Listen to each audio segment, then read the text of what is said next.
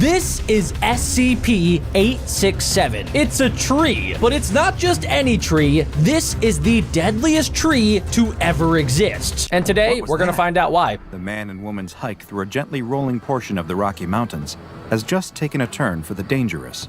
There's something there in the bush, the man tells her before stepping in front of her in a defensive pose. Yeah, defend your woman. Intently. There's a slight rustling. What is it? Ew, dude, it looks like a tree butthole. The man picks up a stick from the ground and holds it in front of him, ready to strike whatever fearsome beast is lurking in the Okay, let's be real. If that's like a grizzly bear, my guy is about to get ripped apart into like a billion different pieces, and she's looking at him like she knows it. If she's smart, she should probably start running immediately. Brush. The rustling stops, but the man doesn't move from his protective stance. He is sweating bullets right now. Gone? The woman asks. I don't think the man so. Isn't sure. He leans in towards the bush, searching for signs of what might be hiding inside when... Oh! The man screams and What falls is it? backwards as the creature emerges from the bush. What? The woman cries. It's a pika. She kneels down to get a closer look at the adorable little creature. It was just Pikas a little are native to this rodent. part of Colorado, Oh my and they resemble gosh. rabbits, but with small, rounded ears. He looks so She watches it stupid hop now. back off the trail before turning around to see Wait. her friend lying tangled in the branches of a tree. Guys, check that out. Okay, that is no ordinary tree. That has to be SCP-867, which has the nickname the Blood Spruce. I have no idea what this thing does, but based on its name, it can't be anything good. Tree. She can't help but laugh as she offers a hand to help pull him out of his predicament. Are you all right? She asks between fits of laughter. Yes, he's fine. The only thing hurt was his pride. He notices a small red spot on his arm and rubs it, but it doesn't seem to hurt at all. I think he got His attention is infected. diverted by the woman, though, who was marveling at the tree he was just stuck in. Free of the branches, he can appreciate now that the tree really is incredible. Whoa. It looks like a huge blue spruce, but the name is a complete misnomer. Wow. Because this tree is a vibrant red color. I've never seen anything like it, she says, and the man hasn't either. Neither knows what species it is, and strangely, there don't seem to be any others like it. It's so much Maybe this bigger is than the result other of an trees. odd genetic defect that turns blue spruces red. Huh. After admiring the tree for a moment, the pair decides that they've hiked far enough and that they should probably head back to the car. She jokes that he's likely exhausted from his run-in with a wild animal. He laughs, but clearly his ego Oh, has been that's so bruised. funny. He's gonna die soon. He's definitely... See, guys, look, there's a The skull man and stops bones. his car in This front of guy's the going woman's to house, die. and she thanks him for taking her on the hike. As she starts to get out, though, he stops her. He asks if she wants to go do something else, like dinner? Wait, guys, okay, so I like to make predictions during these SCP videos, and I have a prediction. I don't know, it's kind of weird, but we know that that was definitely the Blood Spruce SCP, and we know that he fell into the tree, he has a little bump on his arm, so he's definitely 100% infected. Now, I'm curious, because we saw like bones and we saw stuff like a skull around the other blood spruce, I'm wondering if maybe that's how this thing multiplies. Maybe it infects people or animals, and then it like basically starts spawning a tree out of the infected area. That's what I think right now, based on the information that we have, but make sure you guys comment down below what you think, and don't cheat. I know some of you guys might fast forward and then comment down below what actually happens. Don't do that. Just make some guesses down below right now in the comments. Do it. The woman thanks him for his offer, but she has to be up early the next day for work. Just a quick drink then? An hour? 30 minutes? The woman tries her best to let her friend down easy, explaining that she likes him as a friend and as only that. Ooh. The man opens his mouth to respond, Rejected. but she stops him. He doesn't have He that valued Ohio their skibbity friendship, riz. He wouldn't try to take advantage of it by using it as a backdoor to dating her. The man again looks like his pride has been shattered. Wow. He apologizes and admits that she is right. Not only did this It's guy just get that he has scared such by a a good time with her squirrel, that he he never got wants it to infected end. by an She gives SCP, him a sad and he smile as she also closes the got car door, rejected by and the he love of watches his her enter life. her house before he finally This guy took drives away. 3 major L's It's today. 2 weeks later when the man's phone rings. Oh, It's 2 his weeks friend. later. She explains that she's Oh, been thinking a lot no. about what he said in the car, and that she likes spending time with him too. No! Maybe there could be something I more to mean, their that's great relationship. for him, but The man can't believe we it. both know Is that really this guy happening? is not The woman going is to make it. serious. She'd like to take him up on that dinner offer, if he's still interested. Her treat. She Oh, wants to know what gosh. he's doing right. Ah! Oh, there it is, boys. Is he okay? What was that sound? No. Yes, I'm fine. It was nothing, the man tells her. It's just that now's not a good time. The woman doesn't understand. She thought he'd want to see her. She explains that she's leaving town for a work trip the next day and will be gone for a couple of weeks. She was hoping she could see him before she left, but the man cries out. Oh, dude, he is infected right now. He hasn't been feeling well all day. No. He'll be all right. Okay, well, he's not going to be okay, guys. I'll call you when I get back. They exchange goodbyes. Oh, wait, look at his skin. He's green? Looks terrible. Oh my gosh, yeah. Yes, he does. Hollow and gaunt. No. He looks down at his arm. Ew. He sees that the veins themselves appear to be moving, pulsing, and vibrating. Ah, that's gross. Again in agony and falls That is to the floor, disgusting. After writhing on the floor, he manages to summon the strength to reach for the phone. His hand searches on the table above him. Ew, it looks like he's wearing a glove, but it's actually just his own hand. And starts to dial 911 before he can press 1 again. Do it. Another wave of intense pain consumes him. Several weeks later, the woman is standing outside the man's house. To his house. Mail and newspapers are piled up on his front porch, as if no one has been in or out in some time. So I guess this guy must not have like any family or friends. He's kind of a loner because nobody has checked up on him in multiple weeks, other than this girl. She knocks on the door, but there's no response. Hello? She calls out, but still nothing. He turned into a tree, lady. She tried calling him several times, but he never answered or returned her messages. She tries the doorknob, and to her surprise, the front door swings open. Okay, that's kind of sus. She steps inside, and the room is dark. She's also immediately hit by a strong aroma of death. Oh! She searches on the wall. Maybe I was right. Switch. She turns on the lights and can't believe what she sees standing in front of her. I was right. Is a massive spruce tree. What? Its upper branches pressing against the That ceiling. is insane. She reaches out and touches the tree's vivid red branches. They feel sticky and wet. She pulls her hand away and looks down to see that it's covered in a red substance. That's when she notices something else. The dead body. Oh my god. Oh, okay. Of her friend. So guys, I was right. I mean, this is a horrible time to pause, but I was right. So this thing infects the person, and then it turns their body into like fertilizer for a tree to spawn. Now guys, I'm pretty sure there's a type of mushroom that does this as well. It's very weird, but I remember watching a video after I played the Last of Us game, which is about like this mushroom virus that can like take over different organisms. And there actually is a mushroom out there called cordyceps that does something similar to this. But luckily it can only take over like small insects like ants, but it can actually like take over their brain and then it starts spawning in the mushroom from their body. It is super weird, but it's like a real life SCP. Unfortunately, this pair would never have the opportunity to see their feelings take root and grow, because unbeknownst to them, Dr. Bob just cooked with that one. Is actually a very deadly anomaly, known to the SCP Foundation as SCP-867, but which is perhaps better known by its very appropriate nickname, the Blood Spruce. SCP-867 is, or at least appears to be, quite similar to the species of tree Pisceae pungens. I've never seen that tree before. That is such a cool looking tree. There are a number of dramatic differences between 867 and its non-anomalous counterpart. I mean, yeah, we can see, first off, the blood spruce is like double the size, and secondly, it's a different color. Visually, and most obvious, is the coloration.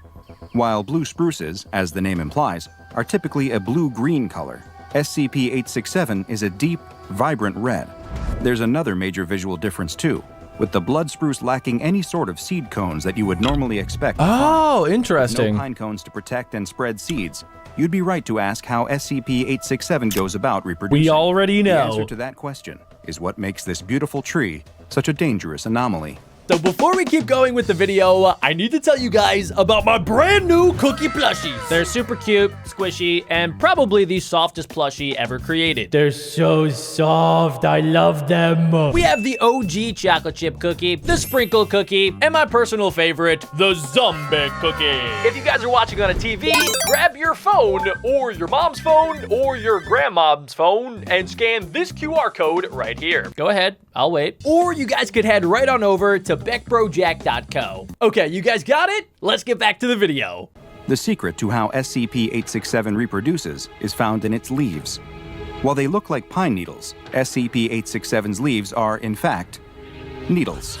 Their structure is very similar to that of hypodermic needles, and each one contains a single long, thin seed, which sits above a small gas pocket at the base. Are you When a living serious? creature touches the leaves, the tree immediately Oh! it triggers the gas pocket in the base of the leaf to release, which injects the seed into the skin of whatever touched it.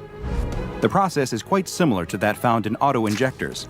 Guys, this is insane. So just like a lot of SCP videos that we've watched in the past, there's like, I don't know, just like some part of it feels like it could be real. Like, obviously we know about porcupines and they have like really sharp, basically needles as their defense mechanism. And we also know that pine trees and like other trees in existence, like thorns, they just like, they can pretty much like prick you and then cause you to bleed. Now, luckily, nothing that we know of actually exists today that like shoots a seed inside of you, which would be super weird. But I don't know, there's something about these SCPs where they're like almost real enough. It just feels like it could be real. Like if somebody, like let's say, Albert Einstein sat me down and he was like, yeah, there's a tree that can shoot you with the seed and then, you know, a tree will grow out of your body. I would believe it. I would be like, oh, okay, yeah, that makes sense. Darwin definitely studied that one, you know, 400 years ago. That just sounds like evolution to me. But luckily, it's just an SCP, so we're safe for now, I think. Those used to quickly treat allergic reactions. The seed itself is extremely small and is coated in a liquid that has both anesthetic and coagulant properties. So you can't feel which makes it. the process virtually undetectable. Once implanted in the skin, these seeds can lay dormant for up to 2 weeks before they begin the germination process, and the true horror of SCP-867 is revealed. Once the seeds begin to sprout and grow, they will not seek to penetrate through the skin like a plant rising out of the soil. Instead, the strange plant will grow within its host's body, spreading throughout the circulatory system. This process is extremely painful for the host. bet. The plant's tendrils wind through their veins and capillary system, stretching and pressing against them. It literally takes over the person's entire organ system. The ever-increasing size of the plant's tendrils becomes too much, and the veins will begin to rupture. This leads to severe internal bleeding, and soon after, the death of the host. Okay. The entire process is quite quick, with it only taking 24 hours from when the seeds first sprout to the host dying. But that single day will feel like an eternity to the afflicted individual as they feel the plant rapidly growing inside of their body. Okay, so it did only take one day. Expired, this parasitoid tree is far from finished with them, or at least their body. Soon after death, a new instance of the blood spruce will burst from the body. The red tree is quite small at first, but it will continue to quickly grow, just as it did within its host's body, and can reach maturity in just 30 days. What? And unlike most other plants, SCP-867 is able to grow regardless of light or soil conditions. How? Because it does not produce food via photosynthesis. No, this plant is carnivorous. As it grows, the 867 will slowly consume its host's body until nothing remains except the blood red tree. So how does it eat after it runs out of the person? Were first identified in Colorado during the 1990s, following reports of numerous disappearances of hikers and park rangers. The SCP Foundation dispatched a team to the area to investigate, and they soon discovered numerous instances of the previously unidentified tree. So that basically means that 3 people were out there and then they all like basically died, and then the trees sprouted out of nowhere. Several still young specimens were acquired, though unfortunately, this led to the deaths of several agents. How? We're not yet aware of just how dangerous the red spruces could be. How did you not know? Once their threat level was properly assessed, several specimens were flagged for containment and research purposes, while all of the other identified instances still in the wild that's what you should do to this SCP. Burn it with a flamethrower. SCP-867 were classified as Euclid and are now securely kept at a Foundation biocontainment site. Direct human contact with the plants is normally not allowed, and remote rovers are used for the majority of tests and upkeep. That's a big brain play right there. It is necessary for a human to enter 867's containment cell. They are to wear full hazmat suits with a Kevlar underlayer, and upon exiting the cell, must undergo a full herbicidal treatment and inspection. Should any possible puncture marks be discovered, they will be forced to quarantine for no less than 15 days. Ah, nature. It's so beautiful. Wait a second, why would they quarantine for 15 days when they just said earlier in the video that it only takes 24 hours for this thing to kill the person? That was kind of weird. Full and calming, yet seems determined to try and kill us in any number of ways. If you're out hiking or camping in the woods, try to remember this extremely famous adage which I may or may not have just made up. It goes, leaves of 3, let them be. Needles of red, well, you're probably already dead. Dr. Now Bob, go and watch yo. another- Okay, so that was pretty scary, but this next one is even scarier. I'm not gonna lie, I'm pretty afraid of clowns. And if you guys are too, smash like. You're probably not gonna like this next one. Here we go. The girl and her 13-year-old brother are settling in for their favorite after-school activity, watching TV. The children's parents won't be home from work for several hours, and watching the after-school programming together before making a snack is a staple of their day. The boy takes his normal position on the couch as the girl plants herself right in front of the television and turns it on. This is the time when Pretty Pony Paradise comes on, and she never misses an episode. Oh no, The brother would dudes. prefer something else, but he also loves to see his sister happy. Aw. So he always lets her watch the ponies have their adventures. It starts out Today, so though, wholesome. when she turns to the right channel, there's something else. Oh Instead of the usual no. Pretty Pony theme song, circus music comes out of the television speakers. The girl watches as the brightly colored words "Bobble the Clown" Bobble the appear on clown. screen. Hey, this isn't Pretty Pony, she says to her brother. But when she looks back, What? he's asleep. Oh my, The wait, girl what? isn't happy, but she decides to give this new show a chance. He fell asleep so And maybe fast. her pony show will come on after anyway. The circus music stops, and a happy-looking clown cartwheels onto the screen. Guys, that is not a happy looking clown. The That garish thing is clown says. freaky. Do you like fun? Comment down below how you guys feel about clowns. Personally, I have always been terrified of clowns. Anytime I see one in real life, I just turn around and I go the opposite direction. They creep me out. The girl did like fun. Perhaps this new show wouldn't be so bad. She watches as Bobble walks down the street of an average, happy American small town.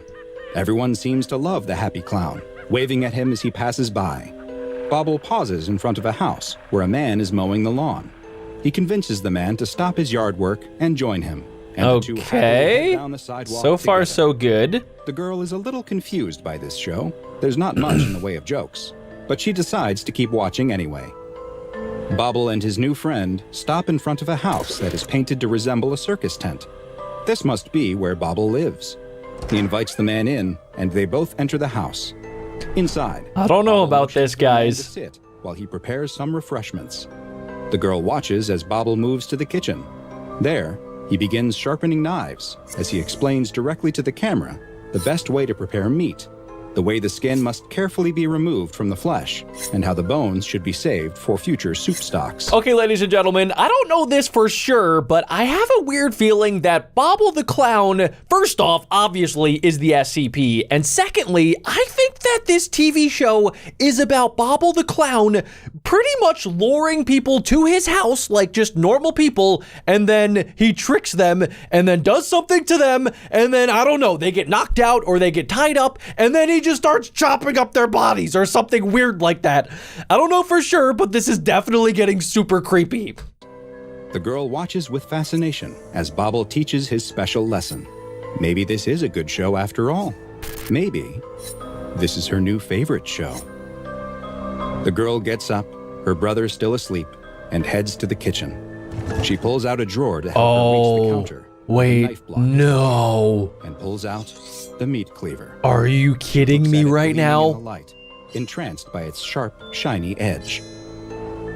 The girl returns to the living room. and gets up What onto are the you couch next to her doing, sleeping girl? brother. She watches as Bobble steps away from his pot of red, boiling meat. Okay. Looks right into the What camera. kind of meat is The that? girl stands up and holds up the meat cleaver. Okay, guys, why does she look so, like, confident holding a knife like that? Like, I wonder if the SCP is taking over her mind and making her think that, like, what is happening is okay, when in reality, I don't know. She is definitely losing her brain right now. She has, like, negative 12 brain cells because I have a weird feeling that she's in a trance and Bobble the Clown is going to make her kill her own brother. Bobble walks towards the camera with fascination in his eyes, as if he can see through the screen. I was gonna say, he's looking at me like he is looking into my soul. She slowly raises the knife above her head. Don't do As it. Bobble starts whispering, No, no, no. "Come on." No, no, no. No, no, no, no, no. licking Bobble. his lips in anticipation. Bobble, please do not come out of that Girl TV. pauses for a second, looks at her sleeping brother one more time, Wake up. and brings the cleaver. Oh my gosh! Hi, You gotta be kidding I'm me. Dr. Bob, and this is SCP-993, also known as Bobble the Clown. Guys, on this channel, we've investigated some absolutely crazy SCPs, but I've never seen an SCP that makes a kid actually turn into a killer. Like, she just, I don't know if she like thought that that was okay, but I don't know, man. I've never seen an SCP make a child do something that horrible. I can't believe it. This might be one of the worst SCPs we've ever checked out. SCP-993 is the designation the SCP Foundation has given to a children's television program entitled Bobble the Clown. I wonder if this is made by Dr. Wondertainment. The Bobble the Clown show appears to be a standard children's educational cartoon with bright colors, a mascot, and a rote formula. His eyes creep me out. Learning a new skill or engaging in a new activity. The program appears to have no recurring supporting cast, with Bobble being the only character who returns to each episode.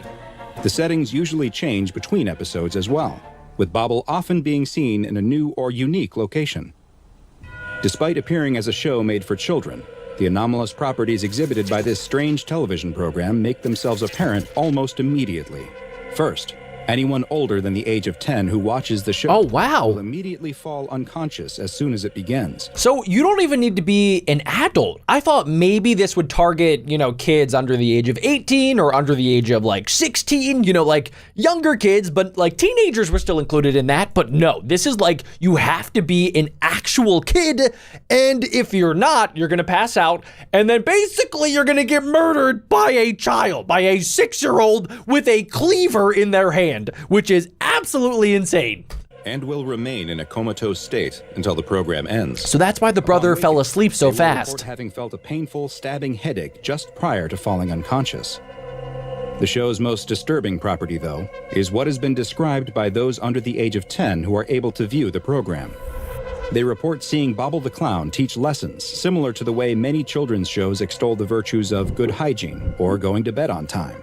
But with Bobble, the lessons are quite different. Exactly. It's like Dora the Explorer if Dora was actually a serial killer, pretty much. Topics that Bobble has presented lessons on and encouraged children to try have included torture, murder, and even cannibalism. Bro! As the subject watches, wait, what was that last one? Ingrained in their minds. And repeated exposure to the show has resulted in permanent effects that resemble symptoms of psychosis and schizophrenia. Okay, so it does kind of like change your mind when you watch this show as a kid. In which Bobble appears in a large United States city reminiscent of New York and instructs the viewer on various ways to avoid detection when lighting fires with common resources like mosquito coil. The episode ends with Bobble setting fire to a large building before he exits the screen. He's like the real-life Joker. To stay locked on the burning building for several more minutes as the sound of screams can be heard. I kind of want to know, like, who's filming this? Bobble's Sneaky Saturday. Bobble is again in a major city, this time one that looks similar to London, England, with the Elizabeth Tower containing Big Ben visible in the background. In this episode, Bobble is shown to be quietly following a woman as she walks into her home. Lady, turn around, lady. Bobble attacks her with a large butcher knife before Bro, giving the audience Bobble tips on is how to remain absolutely unnoticed in nuts. places. These kids are watching it like this is the best content they've ever seen. Where Bobble is shown torturing a captured soldier as he asks him nonsensical questions that the soldier cannot possibly answer. Are you kidding me? Continues until the prisoner dies, after which Bobble details methods for inflicting painful but non-lethal injuries. Okay, guys, I feel like this actually would make for like a pretty cool, like adult TV series, like some sort of like horror series, but definitely not meant for kids. Like the fact that this is meant for kids under the age of 10 and anybody that's older than 10 falls asleep and is at risk of being, you know, unalived by a young child.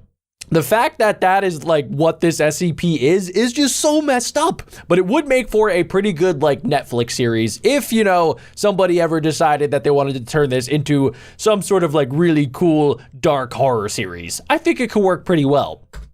Bobble Hates You is one of the most Bobble Hates You episodes. Bobble It consists of Bobble sitting alone Bobble. in a blank room, Bobble. silently and angrily staring at the viewer. Bobble, what did I do? 30 minutes. 30 minutes of just staring?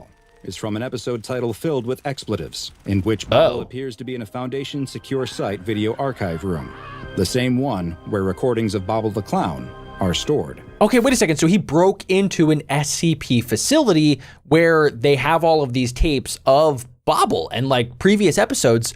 So wait, how would that even happen? What is Bobble? Because we think that Bobble is like a normal human, kind of. Maybe not normal, but like, is he a human or is he more like a spirit that can like teleport around? Is he some sort of like demonic creature? Like, we don't know exactly what Bobble even is. In this episode, a rage-filled Bobble describes methods for breaching several SCP's containment. Oh. He then gives personal details about the researchers assigned to these SCPs, what? including their daily routines, before offering several potential ways to murder them. Okay, so Bobble is like Interesting freaking detail about nuts. this episode. He's actually At nuts. one point, an animated depiction of a particular SCP Foundation researcher is seen to walk past Bobble. Okay. A clock on the wall shows the time, and this same researcher later confirmed that they did, in fact, walk through the video archive at this exact time. Wait, so Bobble but had was no there? recollection of seeing an animated clown filming a television program in the room when they did so. Oh my God. Episodes of Bobble the Clown continue to be broadcast from an unknown source, but future episodes are to be intercepted using Protocol Upsilon Beta 3 to prevent them from being seen by the public. All broadcasts are recorded for the Foundation's archives, and in order to perform research on the anomaly, subjects under the age of 10 must be used to view them. Once the viewers have described what takes place in the episode, they are then to immediately be administered Class A amnestics. Gotcha. That's actually kind of crazy. So they have children pretty much like working for the SCP Foundation, and they have them watch through these Bobble the Clown episodes, and as soon as they watch through and explain what happens, they get like Men in Black memory wiped so that they don't have any recollection, and their brains, I guess, won't become altered by Bobble the Clown. That is, I don't know. It's kind of messed up that the SCP Foundation is using kids, but at the same time, they need to figure out like what Bobble the Clown is in order to secure, contain, and protect. That's just what they got to do. Episodes pose to those who view them, since they are able to be reliably blocked from public broadcast. SCP-993 has been classified as safe. Okay. And for now, that's good. Bobble the Clown appears to be contained as well as it can be. Okay guys, that honestly wasn't as bad as I thought it'd be, but I've heard this next SCP is one of the scariest of all time. Prepare your eyeballs. This is one of the highest requested Driving SCPs. down a desolate stretch of highway somewhere in New Mexico. There's nothing out here except for you, your car, and the road. They always start out so What spooky. you don't know is that you're about to encounter something. Something terrifying. Of course. moon. Okay, this is going to be a The sky Keter is class pitch for black. sure. Your own car is barely lighting up the dark road ahead of you. Just then, you spot something in your rearview mirror. It's not going to be a car. Headlights. There's nothing too strange about them. Except that they are Oh, especially boys. bright. Your eyes are so adjusted to the darkness that you have to look away. When you glance in the mirror again, you see that they're closer. Much closer. Somebody has their high They beams must be on. going awfully fast. You don't know why, but something about the car behind you makes you feel uneasy. Yeah, maybe it's the fact that they have massively overpowered Maybe you headlights. can keep some distance from them. Speed up. The lights keep getting closer. Oh no, As you no, speed up a no. little more. Still, they gain on you, growing bigger and bigger in your rearview mirror. You're getting nervous. They look like they are barreling right towards you. You floor it. The lights are able Go, to go, keep go, up go, go, easily, go. How? and now they're right on your tail. No matter how fast you go, they stay right behind you. The That lights is are so bright and weird. Close that they're almost blinding. You're in a full-blown panic. What is going on? Now the lights are swerving back and forth behind you. What do they want? You take a sharp turn without indicating, but they follow you without difficulty. Okay, that's the You keep your creepiest foot part. Smashed down on the accelerator. Your engine is screaming, but they just get closer and closer. They're Oh, right guys, on I'm your getting bumper. creeped out. The bright white lights burn your eyes so bad that you swat at the rearview mirror to point it down. You look up just in time to see the Whoa! deer standing in the middle of the road. You slam on your brakes as Wait, guys, is the deer a part of the SCP? Are they working together? Somehow does the SCP control the deer? I need answers to this. hard as you can. Your tires squeal loudly in the night, and you brace yourself to both hit the deer and get rear-ended from behind. You stop inches from the deer as something incredible happens. The deer didn't Two even move. headlights seem to split, Huh? passing by you on either side of your car. It You and the wasn't deer a lock car? eyes for a split second, as if you're both thinking, "What was that?" before the deer hops away into the night. You don't know what's happening, but you're not going to wait around to find out. You throw the car in reverse and hit the gas. Okay, guys, I want you to comment down below what you would do in that particular situation. I mean, at the start, I would probably, if I am on a road in the middle of the desert, and somebody is riding my butt, I would probably tell them to, like, pass. Like, usually if you're driving, you could be like, hey, if you want to speed, you could go in front of me. And I would start with that. And then if they didn't do that, then I would get really creeped out. I would probably call my mom and have my mom come pick me up because my mom would fight them. But if that doesn't work, and then I kept going faster and the headlights split and swerved around me, I would probably think that it's like two motorcycles that were riding next to each other and they're just being weird, like playing a prank on me. And then they dodged me at the very last second. But if it wasn't that, I guess, I don't know, maybe the SCP literally is just like a light that flies around. I have no idea what it looks like yet, so I'm kind of curious to see. Before whipping it around 180 degrees. You can't remember how far the last town was, but there's no chance you're going in the direction of those lights. You drive as fast as you can, checking your mirror constantly to see if anything is behind you. Oh, Nothing. if they come back, I am going to freak out, boys. You're finally safe. No, they're Nope, right in front of you. nope. The lights Oh, somehow no. appear out of nowhere, right in front of your car. You turn the wheel hard to avoid a head-on collision, and you go flying off the road, Oh, smashing no. your head against the window. Oh, the dude. car goes flipping and rolling and tumbling. The car comes to a stop. He should have 100 just feet off the smashed road, them. upside down, with a lone blinking turn signal dimly lighting up the surrounding field. A single headlight approaches the car. Just a It's not single moving one. like a vehicle. It's moving like an animal. Oh my You're gosh, concussed from the what accident, is and your this vision thing? is starting to fade. The last thing you see is a second light approaching. The next morning, the local sheriff That's is it? investigating the scene of a single car accident. Curiously, there's no body. Just Oh a few scraps of my clothing and a God. pair of tennis shoes sitting neatly in the upside down. Guys, I just got goosebumps all over my body. So whatever this SCP is, it went over and it either A, ate whoever that guy was, or B, it kidnapped the guy and like brought it back to its lair. I don't know exactly how smart this SCP is. Some of them are kind of just like animalistic in nature. Like they kind of just do the things that they got to do to survive and get food. So it could be that where they just ate the guy just to survive, or B, they have some weird sinister plans and they have like a lair, and it's a lot more intelligent than we think. Unlike me, I have 2 brain cells. Roof of the car. Strangest, though, are the childlike handprints all over the dirty car door. Childlike handprints? The sheriff doesn't know what to think. That's weird. What the sheriff doesn't know is that he has just come upon the aftermath of an SCP-745 attack. What? A strange Okay, all right. That's what we've been watching this entire time. That is insane, dude. That looks like the Pixar lamp had a child with like a velociraptor. What the actual flip? That is crazy. And obviously, it's a carnivore. Look at those teeth. They are the sharpest teeth. It basically has like dinosaur T-Rex teeth. So you know for a fact that dude is dead. That dude is deader than dead on a Tuesday morning. And the weirdest part is its mouth like isn't even on its face. It's like on its neck, which is just even more creepy. and mysterious creature known as the headlights. Yeah, SCP-745 that makes sense. is It the looks like headlights. classification the SCP Foundation has given to a bipedal nocturnal predator whose hunting grounds are an abandoned stretch of highway in northern New Mexico. SCP-745's most distinctive feature by far is its head. Well, yeah, the it's top not of the which is tail. a bloated sack of translucent skin. There are no visible Ew. sensory organs Oh, it's its present on the brain. head, nor does it appear to have a solid skull. Oh. And the creature's brain can be directly seen through the semi-transparent skin, which is covered in a web of bioluminescent organs. So if that guy, when the headlights were running at him, if he just ran them over, he probably would have been okay. Instead, obviously, he thought it was a car, which would be way worse if you're, coming into a headfirst collision with another car. You're probably going to die. But if he knew that these were actually just like dinosaur Pixar lamps, then maybe he could have survived. Hold up, ladies and gentlemen.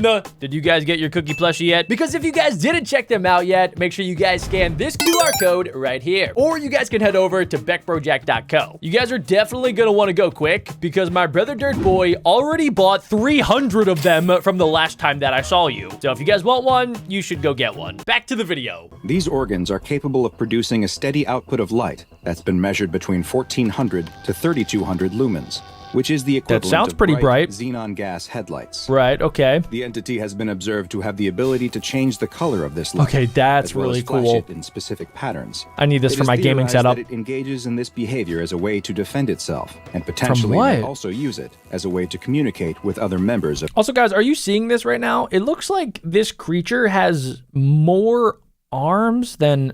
Okay, wait. Does it? I'm kind of confused. The arms are looking really weird. Like, I didn't realize that they could put their arms out to the side, so it kind of looks like they're wings. But the one on the left, I don't know. Like, the legs kind of look like feet, and the feet kind of look like hands, and I'm very, very confused. Of its species. The rest of SCP-745's body is covered in skin that is a deep, dark, black color that almost seems to absorb light. This quality, when paired with their blindingly bright head protrusion, gives the appearance of a floating point of light in the darkness. Whoa. Because SCP-745 entities hunt almost exclusively in pairs, with their preferred hunting grounds being remote sections of highway, they are easily mistaken for oncoming or approaching headlights. Two SCP-745 entities are able to move together in perfect synchronicity, running in tandem at speeds up to 180 kilometers per What? hour. Together, Are they you will target joking? lone vehicles that they spot on the highway and will begin to chase or run straight towards them. I'm also kind of curious, guys. They've mentioned that this SCP can change colors of the light that's on its forehead, but can it, like, turn off the light if it wanted to? That would be really overpowered because it could basically just, like, disappear at a moment's notice, especially if it hunts at night and the entire body is pitch black. I guess they could make the light black, but that probably wouldn't work. Honestly, you would still be able to see it. So if they could turn off the light, that would be just even more deadly. Giving the unlucky driver the impression that a fast-moving car is rapidly approaching them. After they near the targeted car, they will attempt to stop it by any means necessary, whether by simply forcing the driver to pull over out of fear, did they or by running them put off the the deer road there? completely. Once their prey has stopped, crashed, or become otherwise incapacitated, the pair will stop moving together and approach the car separately to directly assault and then consume the vehicle's occupants. Okay, so he did Next get to no eaten. remains are left following an attack, save for a few scraps of clothing in the victim's shoes. Other than the damage sustained during the accident, there is never any other sign of struggle or forced entry, with the only other evidence left at the scene being the childlike handprints from SCP-745's small front paws. Interesting. Okay. Strangely, analysis of SCP-745's genetic structure has revealed that, unlike humans, they are not a carbon-based life form, meaning What? it is unlikely They're then aliens? that they are able to derive any nutrition from the consuming of human flesh. They're just doing is it for theorized, fun? Then, that they may be hunting solely for sport or some other form of perverse enjoyment. What? This question remains unanswered, as currently there are no recorded observations of SCP-745 feeding in the wild. Well, yeah, that kind of makes sense considering that there was a deer in the road that they could have easily captured and eaten if they wanted to, but they obviously did not. And they ran this dude off the road in his vehicle and apparently killed him not because they needed to eat, but because they did it for fun, which is 10 times scarier. As successful attacks have never left any witnesses. Wow. And specimens captured by the SCP Foundation refuse to eat it all. No lairs, nests, or other refuge of SCP-745 has ever been found. So they're basically Nor has aliens. the Foundation located any breeding grounds or young examples of the entity. It's unknown how or if they reproduce, or when they may have first appeared. What is known is that they had established a wide hunting territory across the American Southwest until Foundation teams began a program to thin their numbers in the 1960s. The 1968. effort appears to have been successful so far, and all recent Oh, it's sightings working. of SCP-745 have been limited to a specific stretch of highway in northern New Mexico. Okay, if you guys are there, just be on the lookout, you has know. been classified as Euclid, and in order to limit potential exposure to civilians, the Foundation has purchased the land surrounding the highway, with That's traffic smart. being redirected to other roads. Foundation security teams disguised as highway patrol officers are to remove any trespassers or lost travelers who accidentally find themselves on the dangerous stretch of highway. The security teams are also tasked with attempting to capture any instances of SCP-745 How? that they can. Oh, with a net. And any recovered creatures, live or dead, are to be loaded into Class 3 BCU storage containers and transferred to Site-17 for further study. So it doesn't seem like the SCP has any, like, crazy abilities other than the fact that it has a giant light bulb on its brain and that can change colors. That's, like, the only cool ability that it seems to have. It doesn't have anything like the prototype, for example, can, like, make a black hole out of thin air. So it's basically like an animal in the wild, but we have animals like this, just like obviously not on land. We have tons and tons of fish in the sea that have this like same sort of bioluminescent feature where like it looks like they have a light bulb. Obviously you guys have probably seen Nemo, and there's a fish in the movie that literally has like a little tiny dangling light bulb, very similar to this SCP's light bulb that is basically like on its head, that is used as a distraction to basically get its prey to, like, I don't know, just like think something different, that there's no actual danger, and then as soon as they get close enough, boom, they're dead. So it's kind of the same exact thing, but we don't have anything like it on land. I mean, unless we're counting this SCP as real. Containment procedures that are able to preserve living specimens are still being researched, and currently, no examples of SCP-745 have survived for more than a week in captivity. Poor guy. However, seeing as there have been no new sightings of SCP-745 outside Are they of the extinct? isolated and monitored stretch of highway, and all reports of phantom lights elsewhere in the country have not pointed to evidence of additional SCP-745 outbreaks, they are considered to be effectively contained. Let's go ahead and learn a little bit more about this SCP and how to contain it. That's been left uninhabited for this long, rumors tend to spiral. Like Of course, what? there are the more mundane explanations for why the two-story, four-bedroom home on the end of a nice street lays in semi-ruin. Black mold, asbestos, rising house prices. But those weren't the stories that most people told. Everyone in the neighborhood knew what really happened. All What those years happened ago, there? The family that lived there had been murdered. Oh, it's Harry and Potter. The killer was never caught. Oh. The three young paranormal investigators, It's with Avada EMF Kedavra. readers in their hands and GoPro cameras mounted on their hard hats, know all about this. They approached the house in the dead of night, mumbling commentary for the recordings. If the old house really is as haunted as everyone says it is, then they could be in for something really good here. Their subscribers always loved brand new paranormal content. They use a crowbar. Wait a second, guys. Why does this kind of remind me of like Sam and Colby or even Beck Bros? Sometimes on our Beck Bros channel, we'll investigate spooky, scary, haunted houses. And usually, you know, we don't run into anything that bad. But I have a feeling these guys are going to run into one of the most dangerous, most aggressive SCPs of all time. To breach the front door and head inside. It's everything you can expect from a house that had been abandoned for 17 years. Dust, cobwebs, It just says and boo on the graffiti wall. abound. Broken bottles scattered across the floor. Someone has scrawled, "Welcome to Hell," above the door in faded Sharpie. It all plays perfectly for the cameras. Paranormal content gold. All of them turn on their flashlights, generously provided to them by one of their sponsors, of course. What the heck, dude? They got Particular 14 million situation, views? They have no idea just how valuable These guys are big their shots. product really is.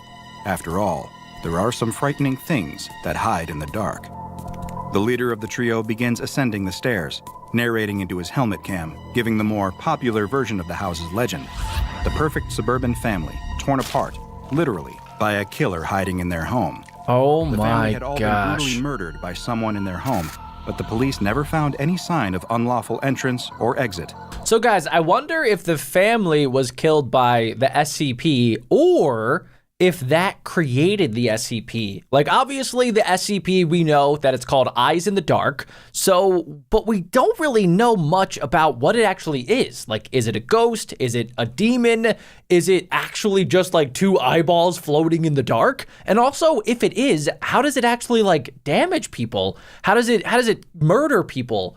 I'm just really curious about how this SCP is such a dangerous Keter class SCP that has to be contained at all costs. There were no clues to the killer's presence whatsoever, in fact. It was as if they were a ghost, a vapor. It was almost as though whoever killed the family had always been in that house, and even after the murders were committed, they never left the place either. So they probably As he got tells the killed story, by the lead SCP. investigator starts to feel a little nervous. Even though he himself doesn't really believe in the supernatural, he just plays up reactions for the views, he still can't help but wonder, Should I really be here? Am I making a terrible mistake? Is there a chance that whatever did this all those years ago could still be in the house, waiting for me? But he pushes those thoughts from his mind. This gig is too valuable for him to wimp out now. And really, what are the chances that something actually dangerous would be lurking in the house? Guys, I feel like this is exactly how some of the biggest ghost hunting YouTube channels are. Like, I feel like there's a small part of me that believes that they don't actually believe in the supernatural, that they're just playing it up for the cameras, and that they're getting really good reactions, and they're getting views from it, so they gotta keep doing it. Kind of like this guy right here. Like, he doesn't really believe in it, but he's getting paid to do it, so you might as well. But then, what if something real actually happens? Will you believe it? Will you even think that it's real? Will you treat it as an actual danger? Or will you just be like, nah, you know, this is great content. Let's go ahead and let's keep filming. The other two investigators are still looking around downstairs, sticking together, their flashlight beams slicing through the darkness. Their boss always insists on going upstairs first. He demands the glory shot after all. Interesting. So that guy's in And charge. searching the downstairs living room, dining room, and kitchen, where the best they can hope for is maybe a particularly haunted-looking dishwasher. It's why the younger of the two is so surprised when they suddenly feel something happening to their body that they've never experienced before. Wait, what? Wait, do you guys see the little glowing Their whole particles? body convulses with an involuntary shudder. They feel the temperature drop, and the world gets just that little bit darker. The best Okay, guys, temperature dropping is a key indicator that there is a supernatural presence. At least that's what it said on the ghost hunting TV show that I watch. way they can describe the feeling is impending doom. Like any moment now, something terrible is going to happen. But almost as soon as the feeling begins, it's gone. That's Intensity so dropping, weird. The dread starting to dissipate, as though whoever or whatever caused this So, feeling literally passed right One through of them. the ghosts went fellow through them. investigator And it's not asks even a them if they're ghost, it's an okay. SCP. Of course. They nod and force a smile. They're fine. Look, wait, guys, look in the background. Do you guys see those little glowing particles?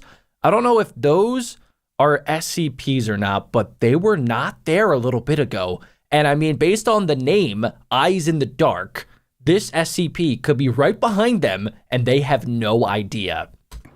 It's just a spooky place, is all. Atmosphere like this would get to anyone. Meanwhile, the lead investigator is exactly where he wants to be, ascending a rickety stepladder up into the attic. The very same attic where, all those years ago, the police had found what was left of the family. And from Oh, everything okay, he so they read on were the subject, in the attic. Their remains weren't a pretty sight, even by true crime enthusiast standards. He enters the attic and shines his flashlight around, capturing all the dusty old boxes left to rot Guys, in the cold. keep an eye He's out for engrossed in the little macabre shining spectacle that had once eyeballs. been the worst and final moments of a group of strangers' very real lives. The attic is full of spider webs and shadows. They're so ubiquitous that as the lead investigator pauses to tell his camera the next chapter of the grisly tale, he doesn't even notice one of the shadows peeling off of the wall behind him. What? It wafts The silently heck? towards him, like a gust of midnight Nah, air. bro. Nah. Get out of there. Go. Turn Shadow around. starts to take on a vaguely human Wait, I thought shape. these were supposed to be like eyes in the Leaning dark, not a forward in the shadow. investigator's direction, arms Oh. extended like a classic movie monster. Dude, look at that. Look at it. Dark claws What? slide out of its The shadowy hand. heck is happening? Downstairs, the other two investigators hear the most Oh, my terrible boy's scream. dead. He is For a deader moment, than a more fish in a fantastical Walmart thought on a crosses their Tuesday. minds. Could this be one of the tormented souls of the departed family, longing to be heard after years of silence? I don't. Why would they think that? Why do they think that it's a real life ghost? Especially when they know that their friend is upstairs. Why would they think that a ghost is the one screaming? No, this is your friend being absolutely pulled apart by an SCP that's a shadow on the wall. I thought it was going to be eyes in the dark, but no, it is a shadow on the wall that is currently destroying your friend. Then it occurs to them that they recognize the scream. Well, yeah, It belongs to their boss. it's about time. The two of them charge up the stairs, flashlights in hand, as the screaming starts to become more desperate than pained, like that of a wounded animal. with Okay, its somebody leg should caught in a really trap. call the Those cops. terrible wails are echoing down from the open hatch leading into the attic. It's so dark up there, something must have broken his flashlight. That's when they notice something else. Red, dripping from the open hatch. For a moment, they He's hesitate, dead. wondering what could be going on up there. Could they really help, or would they just be running into the danger themselves? Guys, comment down below. What would you do in this situation if you're two friends and you look into the attic and you just see red coming from the attic? Personally, I don't know if I'm going up there. I'll be honest. I want to say that I'm a hero in the moment, but if I'm being honest with myself, I don't know if I would go up there because what am I going to do? Like, how can I help in that moment? But then some part of me wants to go see if, like, what if I could help? What if I could actually do my friend a service and save him? But I wouldn't know unless I went up there. And if I go up there, it might be too late for me. So honestly, if I had to be honest, I think that I'm booking it. I am getting out of this house and I am running for the hills. I'm going to call 911. Of course, I'm going to go knock on neighbors' houses. I'm going to get some help in there, but I do not think I am brave enough to go up into the attic. I'm curious what you guys would do. Comment down below. But soon, their desire to save their boss's life overpowers their They're going to fear. do it. They're going to do They it. grab the ladder and start climbing, feeling the dripping blood on the worn wooden rungs. When they finally get up into the attic, it feels like the scream is coming from everywhere, bouncing off the walls in a Where terrible, echoing is cacophony it? of pain. They turn in all directions, hovering their flashlight beams around the room in wide, sweeping arcs, until both fall on the source of all this terror. And when they see it, they can't help but scream too. Did he get turned into an The lead SCP? investigator's body is Oh, no. floating about a foot off the ground. No, he did not. His screams now fading into pained gurgles. Something huge and dark is lifting him up with one Oh, hand. no. sinking the long, dark claws Oh of its my other gosh, into his it's neck. no longer a The shadow. second the twin flashlight beams It's like a concentrate on the creature, Demogorgon it drops upside the down lead creature. investigator's bleeding body down onto the ground. His skin slate gray, his feeble twitching slowing to a halt as the last of his life drains from him. He Two dead. glowing red pinpricks Ew, open up dude, in the face of the what? dark figure. It's Eyes like Vecna. terrible, It's burning Vecna holes from etching Stranger themselves Things. into their memory. Like smoke, it continues to glide backwards And further, then seeking it's refuge gone? in the dark, a safe haven amongst the other shadows. Oh. By this point, So it the two doesn't surviving like investigators light. know there's nothing they can do for their boss anymore. All that's left is to get out and survive. They have to save themselves. They turn, wasting no time running towards the exit. They don't notice it, but the second they turn the beams of their flashlights away, the shadow's terrible eyes disappear. and it starts Interesting. advancing towards them again. Its So claws those were the outstretched eyes in the and dark. grasping for them with awful fury. Oh my god, oh my god, oh my god. Shine the shadow flashlight. creature grabs Shine at the their flashlight. heads as they make their final leap for the exit. Oh, gotcha, hat. However, all the monster can pull away. Okay, so are that's their helmets Jake and Paul helmet as an caps SCP. They scramble down the ladder and then down the stairs, running at speeds they didn't even think possible as the shadow slithers down behind them. It doesn't give up. It wants their lives. Seriously, use the flashlight. What are we doing right now? Blood on its claws. What are we doing? They Use the clear threshold flashlight. of the accursed house and keep running to their car. Can it come One looks outside over of their the shoulder house? And sees the shadow leave the house. Seriously? gaining on them. Both claws Dude, outstretched and ready to rend their flesh. Bro. The two climb No, into no, their no, no, car no, no, no. and see Turn- the turn- shadow turn on coming lights. Turn- towards turn on their your window. headlights. It's moving Turn so on the car. quickly, Turn on the only a car. few feet away now. It's Put the getting keys in the ignition and turn that thing on. Closer. Ignition. Please, The yes, car starts yes. up, Turn and on the lights. driver smashes Turn on the pedal lights. down. What are we They take doing? off, quickly accelerating up to illegal They're speeds panicking right as the now. shadow They have no continues idea what to do. chase, slowly getting smaller and smaller in the rearview mirror. Oh my A gosh, distant did they nightmare. A escape? terrible, dark ghost. As it finally disappears, Whew. they feel a moment of That was a safety. close call. But really, only a moment. Because it occurs to them then that they cannot say with any confidence that this monster won't just be waiting for them when they get home. Okay, that is creepy, guys. Now, I don't know if that's going to be the case because I don't know really much about this SCP. I don't know if it's going to be contained to the house or, like they just said, could it follow them home? If it can travel by darkness, it could technically go anywhere that it wants to at night unless they live their entire lives in the light where there's like no more shadows anywhere. Like they would need to have light on them 24/7 and carry a flashlight. And if this thing pops up, you gotta shine it in between its two giant eyeballs, right in the forehead with a flashlight. That's the only way to survive. SCP-280, also known as Eyes in the Dark, is one of the more frightening and dangerous anomalies contained by the SCP Foundation. It's Of course, glorious. It likely won't be causing an XK-class end-of-the-world scenario anytime soon. Well, that's but good. If you happen to run into this nocturnal monster, it's likely to cause an end-of-you scenario. Hey, and Dr. remove Bob, you watch from the out world with for that extreme shadow behind prejudice. you. There's no way of telling just how many lives it claimed before the SCP Foundation finally got it into containment, and perhaps it's best to just not think about that. That is true, guys. You gotta think that this is one of those SCPs that would be so difficult to find because imagine you're those two kids. Like, what do you tell people? If you tell people that your friend died to a ghost shadow figure, like, they're not going to believe you. Who's going to believe that? They're going to get sent to like a psycho asylum, and then they're going to be bunkmates with the Joker. It's just not going to work. So I feel like the SCP Foundation, they would have taken a very long time to actually realize that this thing was a threat.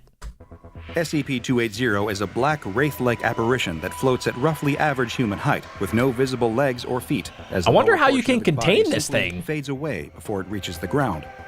In its dormant state, the entity may appear to be little more than a shadow, easily dismissed, especially in dark environments. This comes as a natural result of the being's frightening ability to become intangible at will, and only become physical when it enters a state of active aggression toward a human target. In this intangible state, victims have even been known to walk through the shadowy mass by accident. So it did go While this through doesn't them. lead to any detrimental physical effects. Victims report that being inside the creature can lead to heightened Pause. states of anxiety, fear, and dread. Despite its body being wholly composed of an unidentifiable black matter, when exposed to light, the creature does begin to express a pair of glowing dots on its head similar to eyes, hence its frightening nickname. However, all tests indicate that these eyes aren't actually functional. Instead, they appear to be a kind of defensive measure, like false eyes on the carapace of an insect. Ah, These eyes are never interesting. shown when So they're SCP-280 meant to scare is you. advancing towards a victim, only when it is in retreat, though this is only one of the entity's several defensive responses. If an area where the creature is residing becomes fully illuminated, or a sudden flash of extremely bright light is can directed against teleport. it, then it will immediately dematerialize and appear in a different area. Whoa. The one positive thing that can be said about the hunting patterns of SCP-280 is that they're relatively predictable. The entity, it seems, only has an interest in human beings. When it selects Well, a that's target, good. it will pursue them I guess. relentlessly, approaching in its intangible form with its arms extended in what many describe as a sleepwalker pose. In this state, you may finally notice 280's claws, long, thin, and razor sharp. It may silently approach while the victim is turned the other way, or while they sleep soundly in bed. Oh, that or even is when they're paralyzed in fear at terrifying. the very sight of it. Okay. When SCP-280 closes the distance, it will begin to rip and tear at its victims with its claws. That's causing what massive happened physical trauma to the and, family. in some cases, death. Wow. Attacks range from 1 to 5 minutes of being relentlessly clawed at by the beast. How did they figure that out? What did the SCP Foundation do? I guess just like every other SCP that they investigate, they use D-class personnel in order to figure out what the SCP does, how it operates, and also how it attacks. So they definitely sacrifice some D-class personnel to figure out that fact. When the attack is over, it will simply expose its eyes, become intangible once more, and escape. You will not be able to overpower the creature. Foundation tests have shown that it has extreme physical strength. So I'm really curious, guys, if it can go intangible, which basically means that it can go through solid objects, how can you contain this thing?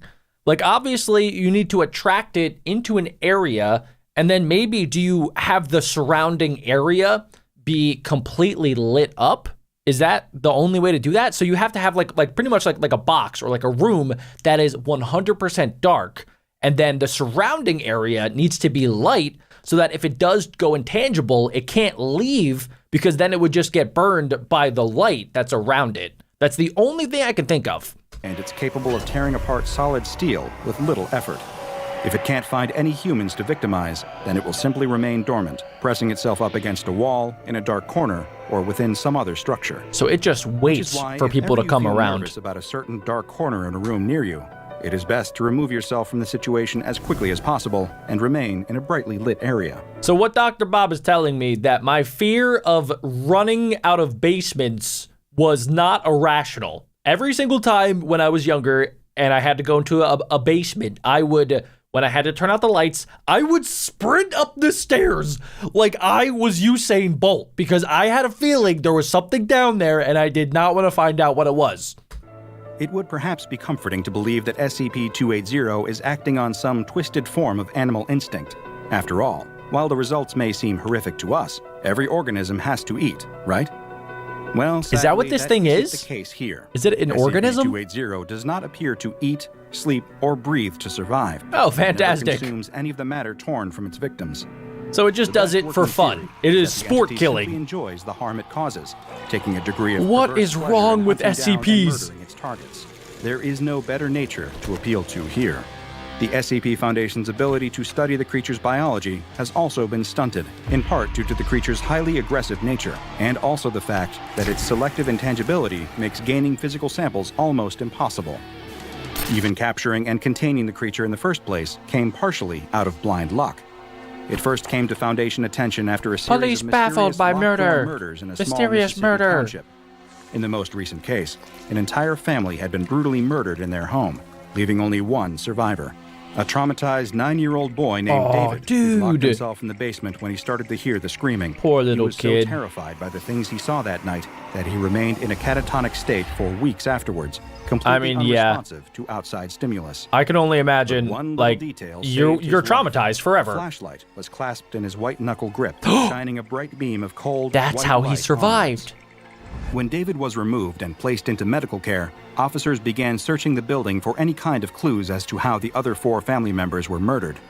However, during this investigation, the police were just as vulnerable as the victims who'd been so recently slain. Oh, wow. While one officer was wandering around the attic, looking for any evidence they may have missed, SCP-280 emerged No from the way! and attacked, tearing into his body with its long, deadly claws. What? Luckily for the officer in question, he survived the incident, though he was badly wounded.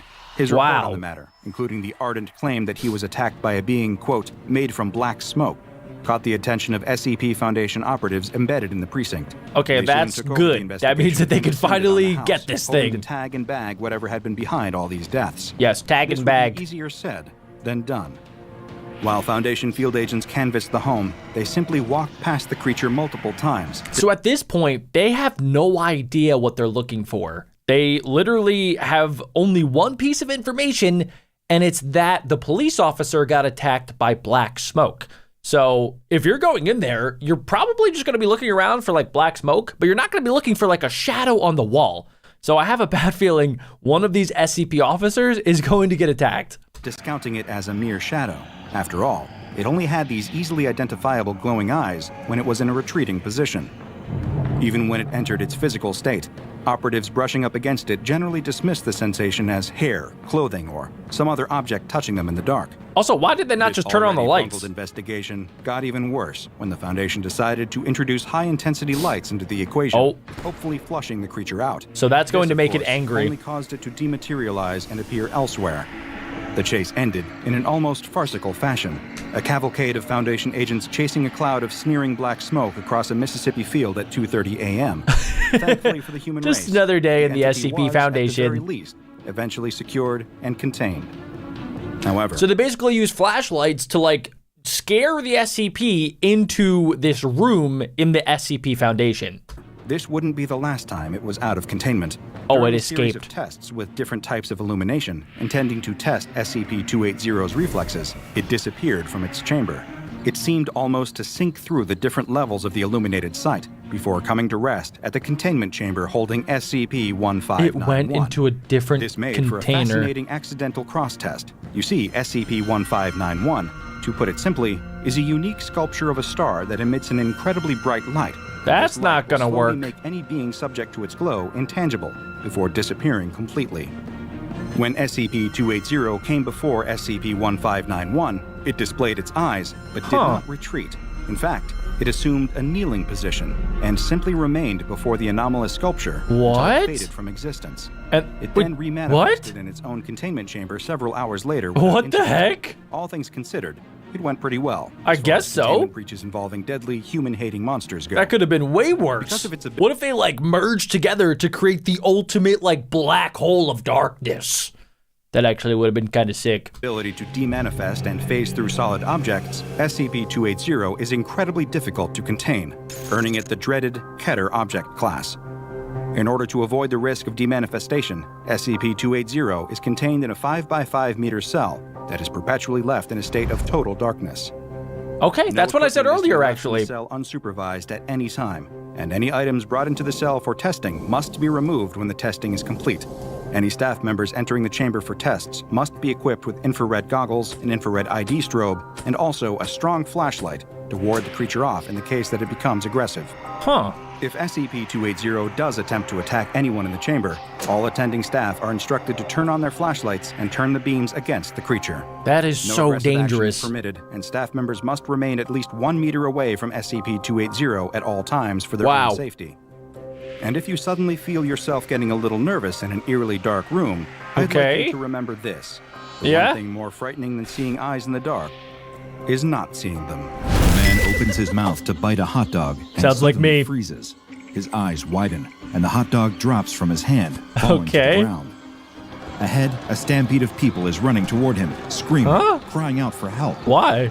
Behind them, a man walks at an ordinary, casual pace, but something is off. His eyes have a glazed, unfocused look to them. and he keeps Okay. shoveling random items into his open mouth. That's kinda swallowing them weird. Down. He eats a clipboard and pen, a discarded shoe, and as the first man watches in horror, the very hungry man grabs the ankle of a fallen member of the crowd what? and pulls him into No. his mouth, devouring him. Oh, The first man turns to run for his what? life, only to be knocked to the ground by the rest of the crowd, trying to escape. He struggles to climb back to his feet, and a hand reaches out to take his. Oh, is that When he makes it Mr. to his Hungry? feet, he looks up and sees the hungry man. Oh holding my him in, goodness. Mouth stretching. He open looks like a wide. Titan from Attack on The sky Titan, is but a normal perfect size. Cloudless blue. The air is warm from the unbroken sunlight, but cooled to the perfect temperature by a gentle breeze. So it's a There is nice sense day. of electricity, excitement, and competition in the air. Okay. Throngs of people have gathered together in a makeshift arena, piled into plastic chairs and swarming around concession I'm gonna guess stands, it's some sort of all eating turning their eyes competition. on the arena's center. What are they here for? Some sort of Olympic Games? A baseball tournament? A horse race? No, it's something greater, something meatier. It is the annual Midsummer Hot Dog Eating Contest, and locals and tourists alike are coming together to see just who can cram the Where's most Joey pork or beef Chestnut? hot dogs and buns pretty down sure he their wins, gullets like, every in front year. of a roaring crowd. The announcer makes his way to the front of the arena, standing with his arms wide in front of the long table behind him. As he calls out the names of this year's contestants, they file in, each taking his place behind the table. There is the previous year's champion, a burly man with a bushy beard and twinkling eyes. I'm kind of curious if we'll see Mr. Hungry, aka SCP-913, as one of the contestants here today. And there is this year's surprise competitor, a skinny 19-year-old college student with a hungry grin. Then there are the lesser-known contestants, a local father who signed up after making a joke with his daughter, an uncle who scrawled his name on the sign-up sheet after a few too many drinks, a recently retired man checking off another item on his golden years bucket list. All have come to the event today with full hearts and empty stomachs, So, ready to see who who's the year's gonna victor win? will be. The announcer riles up the crowd, encouraging them to cheer as loudly as possible to spur on their chosen competitor. All the while, staff are carrying out trays piled high with hot dogs. More hot dogs than most people see in a year. I have a except for bad people who just feeling about this. Really love hot dogs. Each contestant receives a tray of hot dogs, a bucket of water, and an additional empty bucket, just in case. Kind of side note, I always wondered, like, if you sign up for a food eating competition, do you have to pay for the food? Because I feel like that would be a pretty good way to get a lot of free food if you wanted to. Just saying. Well, you get the idea. With the supplies and competitors all in place, it is time to begin the countdown. The announcer holds up his favorite air horn and calls out, 3, 2, 1, eat! At the sound of the air horn's blast, the men leap into action, seizing hot dogs from plates and each engaging in their unique competitive eating technique. The previous year's champion employs the method of famous hot dog eating champion Joey Chestnut. That's who I was dunking his talking entire about. Hot dog sloppily Yeah, into he his makes water it, like, really and mushy. swallowing it as quickly as Kind of possible. gross. The new challenger, on the other hand, employs the Solomon method, named for King Solomon. Much like the fabled king suggested doing with a stolen infant, eaters using the Solomon Huh? method break the focus What? of their feasting in half before polishing it What? off. One of the more casual competitors attempts a divide and conquer technique. eating Interesting. first the dog Oh, itself, ew, I didn't and like then that. the That was bun. weird. Others employ no specific technique at all, attempting to devour the stack of hot dogs before them, using Yeah. the same classic eating style they might employ at a family barbecue. He's just chomping This down. is a grave mistake. One by one, the less prepared competitors drop out, He looks spitting so- into their buckets, so wiping meat so sweats from their tired. foreheads, waddling out of the arena while groaning and holding their They're aching all going to be in stomachs. food comas. Soon, only the two frontrunners remain. But what's this? A challenger approaches. An unassuming black man, clad in a shirt and dress pants, rushes into the It's arena, Mr. his face Hungry. a mask of single-minded determination, and begins seizing the discarded hot dogs off the table, gobbling them up as fast as he can. The announcer and the rest of the audience watch in stunned disbelief.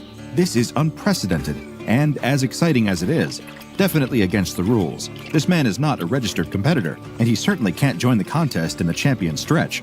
Unsure of what else to do, the announcer beckons to the staff on the sidelines, ushering them back toward the table to clear the no, food they're gonna and try to get escort rid the of him. surprise drop-in out of the arena.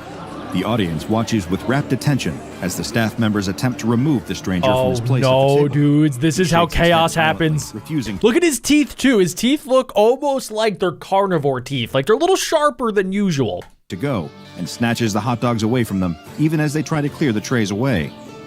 All the while, the remaining competitors standing are attempting to stay the course and finish strong in spite of the interruption. The new, younger man collapses, slumping down onto the table in a hot dog-induced stupor. He has tapped out. The victor is the previous year's champion, with a staggering ultimate tally of 38 hot dogs. 38, As dude! 4 staff members work together I don't to even wrestle think the I could eat stranger out of 10. the arena, the champion steps forward to receive his trophy. The crowd roars as he holds up his arms, grinning ear to ear and basking in yet another win. The announcer can still see the staff struggling with the stranger out of the corner of his eye, but this crowd wants to see their champion crowned, and the show must go on. I wonder if something like this has ever happened before, where during like a professional eating competition, has a random stranger come up and like just tried to join the competition out of nowhere, and they're like just chowing down on hot dogs, and then they have to get security to come escort them out because clearly they're getting a bunch of free food, which is illegal. You must pay for the food. I think anyway. Hey guys, it's me again. You just saw me 2 seconds ago, but if you guys have been watching the video for this long, you guys are now officially members of the Cookie Club. As a member of the Cookie Club, you guys seriously need to get your very own cookie plushie. Like, there's no way you guys have watched this video for over an hour and haven't scanned this QR code right here, or checked out BeckBroJack.co. If you already did it, great. If not, definitely go check it out, and make sure you guys use code Bessie for 10% off. All right, Cookie Club, let's get back to the video. So he grabs the Hot Dog King sash, the crown made from gold, well, gold-plated, hot dogs, and even the massive gold trophy. He crowns the winner, placing the sash over his shoulders. Then, as the music swells triumphantly, courtesy of the local high school marching band, the announcer holds up the trophy, Wow. sunlight glinting off its shiny It's surface. gorgeous. It represents so many things: achievement, celebration, the ability to eat just so much meat and not get sick. And now it is time for it to be awarded to the man who earned it. He did the it. announcer stretches his arms, handing over the What a trophy to the beast. contest winner, when all of a sudden, another hand grabs hold is he of his going to handle, eat the ripping it trophy? from the announcer's grasp.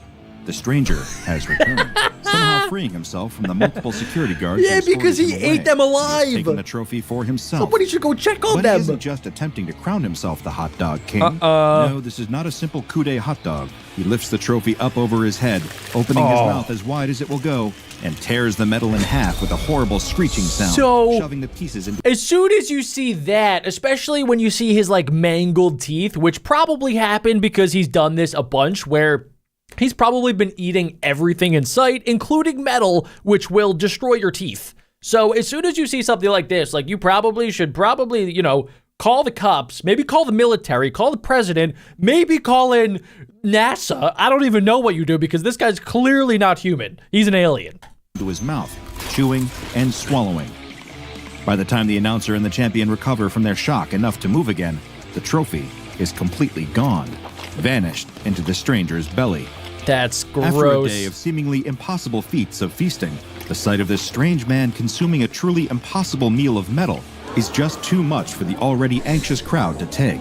The arena erupts into absolute chaos as people spill out of their seats en masse, fleeing the area.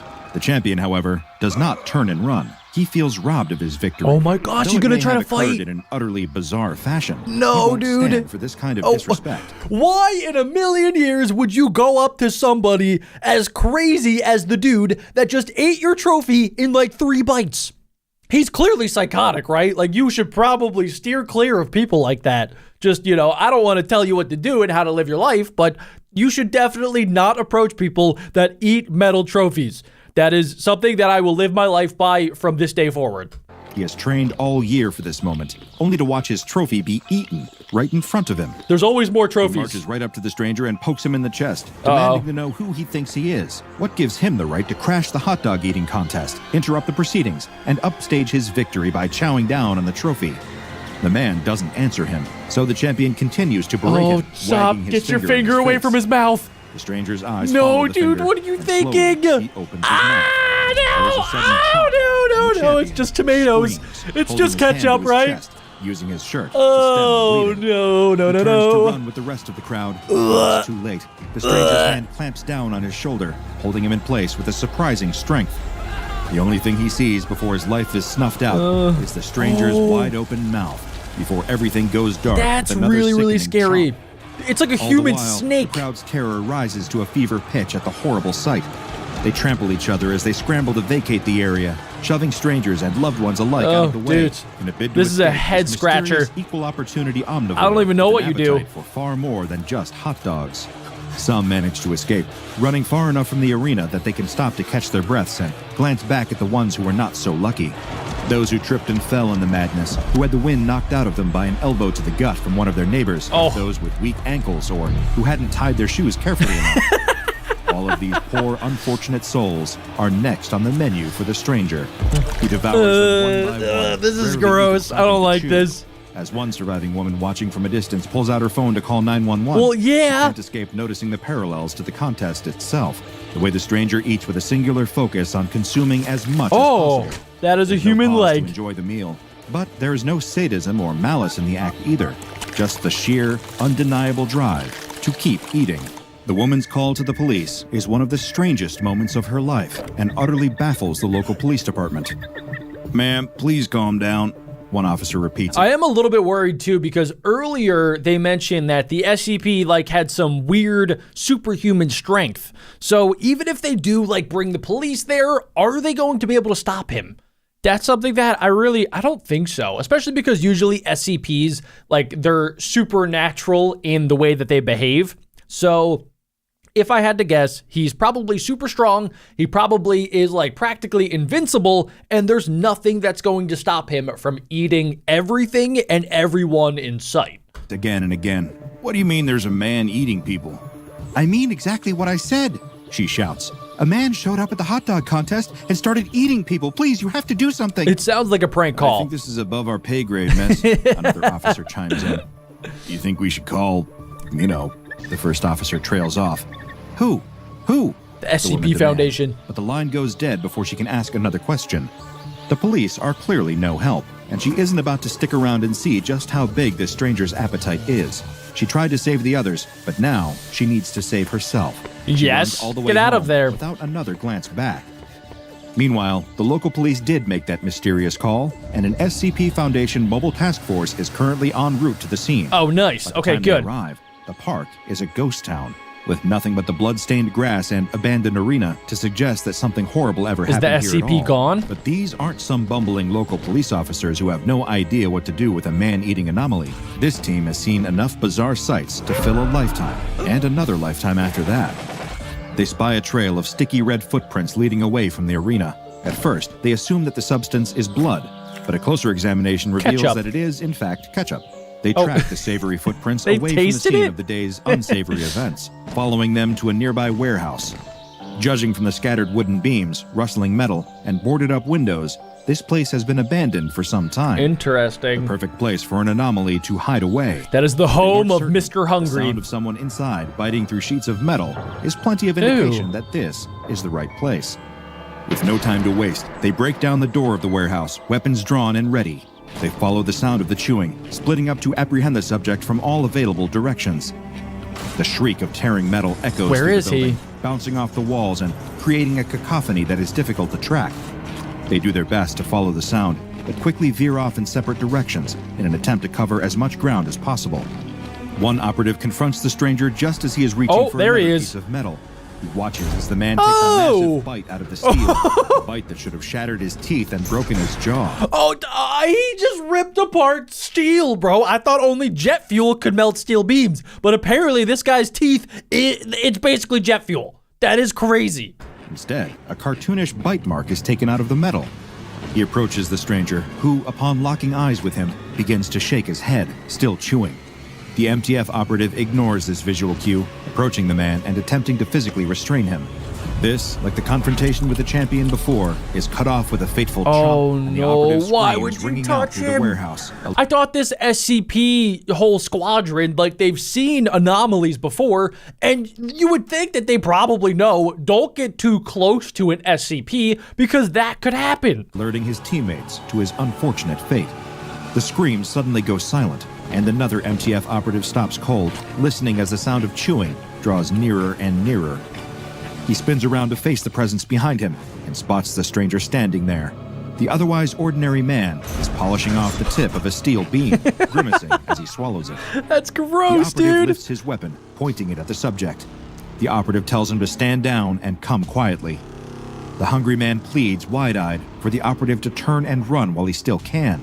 Huh? He takes small, reluctant steps toward the operative. Okay, so it seems like the SCP himself is maybe just a normal guy, and he has the insatiable need to keep eating. Like, he can't stop himself. Muttering that he can't stop. Yeah. The operative brandishes his weapon again, barking another order for the man to stop. Is he gonna eat the bullets? Before he can make another move, the stranger snatches the weapon out of his okay. hand, opens his mouth. Are you kidding me? How, as an SCP like SEAL Team 6, how, as a SCP soldier, are you gonna let an SCP get close enough to grab your gun? Like, these guys clearly aren't trained. My 95-year-old grandmother knows you just pull the trigger when some crazy dude is walking at you.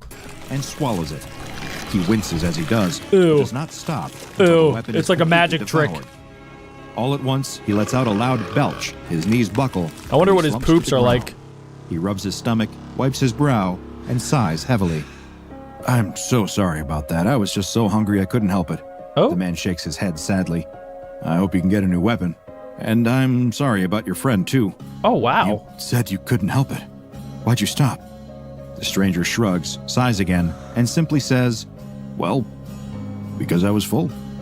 After Oh. a bit of convincing, So and he a test can confirming be that the subject's full. strength and bite force has returned to ordinary human levels, the What? remaining mobile task force agreed to bring him into Foundation custody unharmed, though restrained. They pile into one of the SCP Foundation's trademark unmarked vans and set off toward the nearest Foundation site. About 1 hour into the trip, the subject begins to lament his growling stomach, asking Oh, if they can no. possibly stop somewhere for a bite to eat. Ordinarily, this is against protocol, but after what happened to their teammate, the task force members Yeah. aren't taking any chances. You should probably They give him pull all into the a fast food that he food needs. drive-thru and permit the subject to order whatever he wants. They'll declare it as a business expense later. 5 burgers, 5 fries, 5 tacos, 5 Wow. pies, 5 cokes, 10 tater tots, 10 tenders, What? 5 shakes, 5 pancakes, 5 jalapeno poppers, and What? 5 baked potatoes later. The task force That's like what my brain wants to order every time that I'm hungry, but obviously no human could eat that much food. successfully reached the Foundation site with their newest subject, SCP-913. SCP-913 appears to be an average African-American man around middle age. Though his appearance is completely ordinary, his metabolism is unnaturally fast.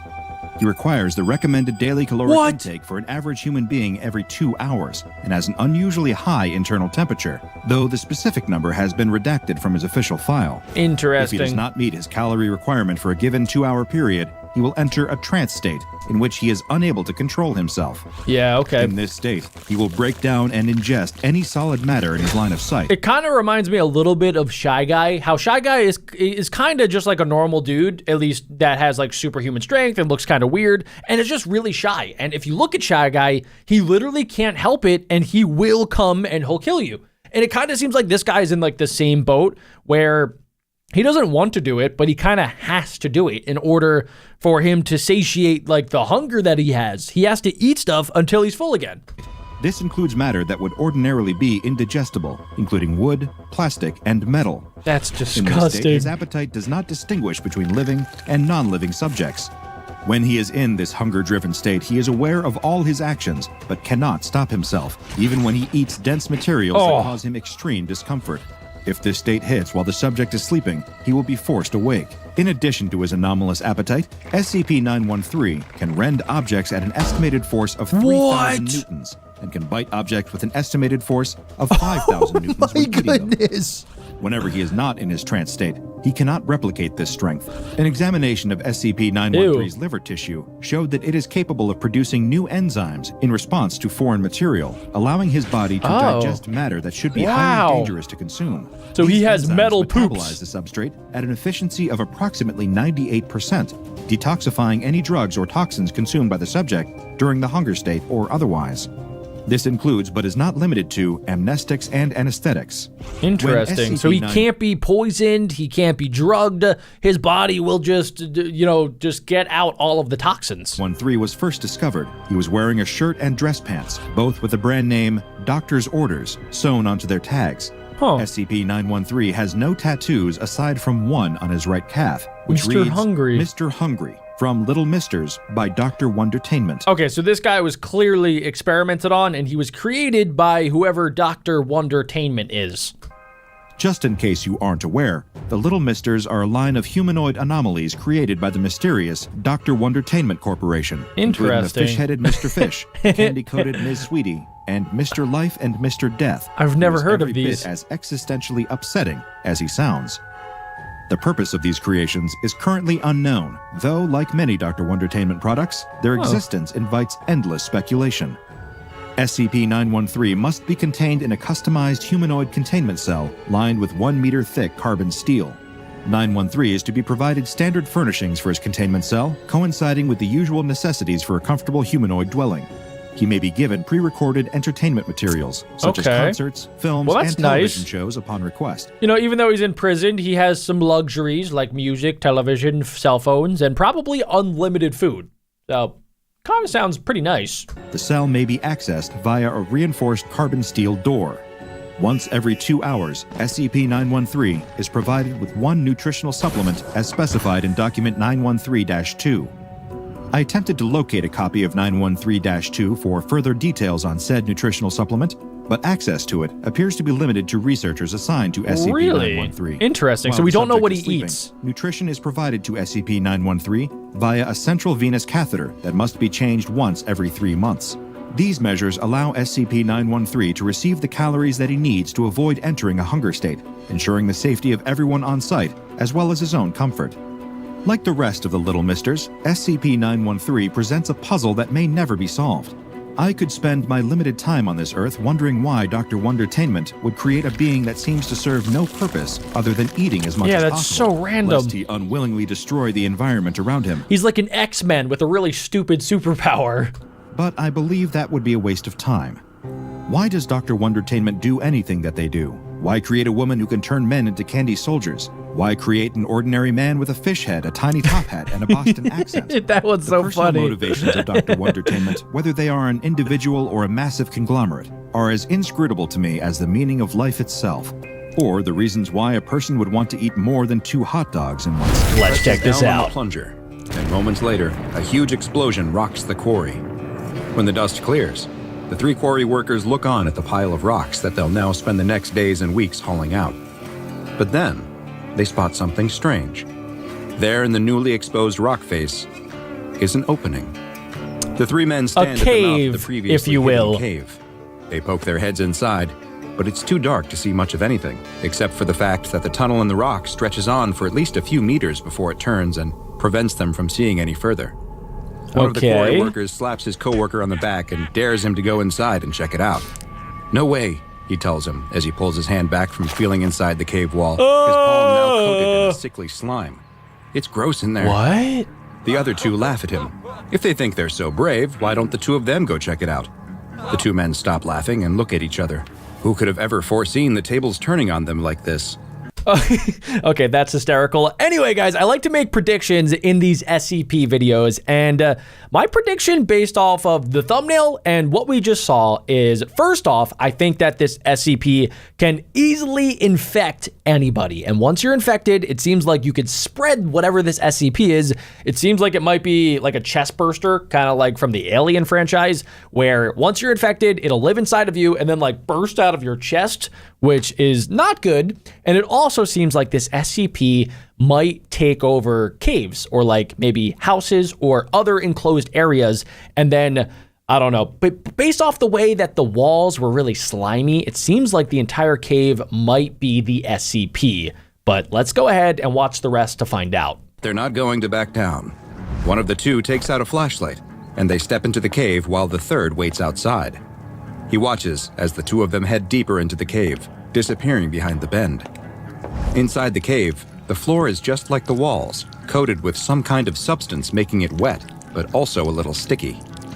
They half expected the cave to end right around the bend, but now they can see that it continues on. Not only is there another turn several meters ahead of them, but as they head deeper in, they find that there are branching paths too. This might just be the start of a vast cave system. There's no telling how far or how deep it might go. They better head back to the entrance before they get lost. The two turn around to start heading back towards the entrance. Okay, I have a feeling that the cave might close on them. That's how the SCP traps people inside of it. It's kind of like a Venus flytrap, that once you're in, it closes the entrance and then you're stuck there forever. But wait, what was that? They spin around. It sounded like there was a noise behind them, but there's nothing there, just the empty passageway. They must be hearing things. They really should get out of here quickly, though. Come on, let's go. As they turn to leave, though, something happens. With a sickening squishing sound, I called it! the tunnel constricts, closing up Oh between my them. god. He runs towards the now closed passage and starts slapping at the moist, soft wall. Ew, dude. There's no response. But then he does hear something. Was that a scream? He's realized something else, too. Even though his friend had the flashlight, he can still see. Okay, While that's faint, weird. The walls themselves seem to be producing a small amount of light. How? He yells out that he's going to get help and that his friend should hold tight and not move. He'll get him out of there. He has no idea if he can hear him, though. He starts to slowly make his way back the way he thinks they came, but the cave feels different. He's taking turns that he doesn't remember making on their short trip. He should be at the entrance already, and there seem to be more branching paths than there were before. Oh my gosh, guys, I think he's either in the mouth or the stomach of the SCP. Because based off of the name, it's called Somewhere in Between. So it seems like after you go into this cave, which isn't actually a cave after all, maybe you're transported into like an alternate dimension of sorts, which is the SCP. Kind of like how the Old Man SCP has like a pocket dimension, or SCP-001, the prototype, can also like teleport and go into this like pocket dimension. Maybe it's kind of similar to that once you cross into this SCP, you're trapped in whatever this dimension is, somewhere in between, until maybe there's a way out, maybe there's not, or maybe you're trapped there forever. It's hard to tell in the low light, though. Maybe he's just confused. He's hearing noises, too. Wet, writhing sounds. He's got to get out of here. The quarry worker reaches a fork in the tunnel and has no idea which is the right way to go. He doesn't remember this at all. Oh, I'm down scared. The tunnel, but there's no answer to his cries. He just screamed, "Oh! Oh!" He didn't even say like, "Help! Yo, help! I'm trapped!" Or, "Hey, somebody come get me!" All he said was, "Oh!" Sorry, I don't know why I thought that was funny. He hears more of those wet, slapping sounds behind him, though. I don't like He's got it. to keep moving. I'm scared. Eeny, meeny, miny, mo. The left tunnel it is. Okay. He goes down his chosen path, rounds a corner, and sees another fork. What is going on here? He's got to pick, though. Eeny, meeny, miny. He screams as something leaps out of the tunnel at him. Huh? Outside the cave, the quarry worker is growing nervous. Don't He's go gotten in, a dude. flashlight of his own Do and shines not it down go the tunnel, in. But he can't see any more than they could before. He calls out, asking if they're all right. But he's met only with silence. He turns around behind him at the empty quarry. They're the only ones working on the site that day. And if they don't get back to work soon, there's going to be some angry questions about why they spent the day horsing around inside of a cave. That's the least of their As much as worries. he hates the idea, he's got to go in there and get them No, out. what are you doing, He dude? enters the cave and goes around the first bend. He too notices how oddly sticky and slimy every surface is. But he has to press on. Maybe they were hurt and needed his help.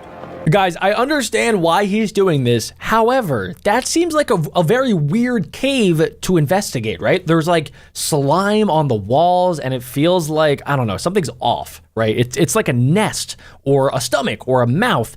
There's no cave that really should look like that. So first off, I am very surprised that they went in at the start. Secondly, that dude, before even going into the cave, you need to call for help, because if he gets trapped, then nobody is going to know where to come look for them. So he should have called somebody or like gone and grabbed more people so that they could have actually helped. But since he went in by himself, I don't think this is going to end well.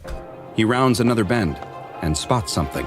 A pair of legs sticking out from around the next turn. His friend must really have been hurt. But what if it's not his friend? He runs towards his injured coworker and kneels down next to him. Oh, it might be. It looks it like is. He's passed out on the ground, and he tries to shake him awake.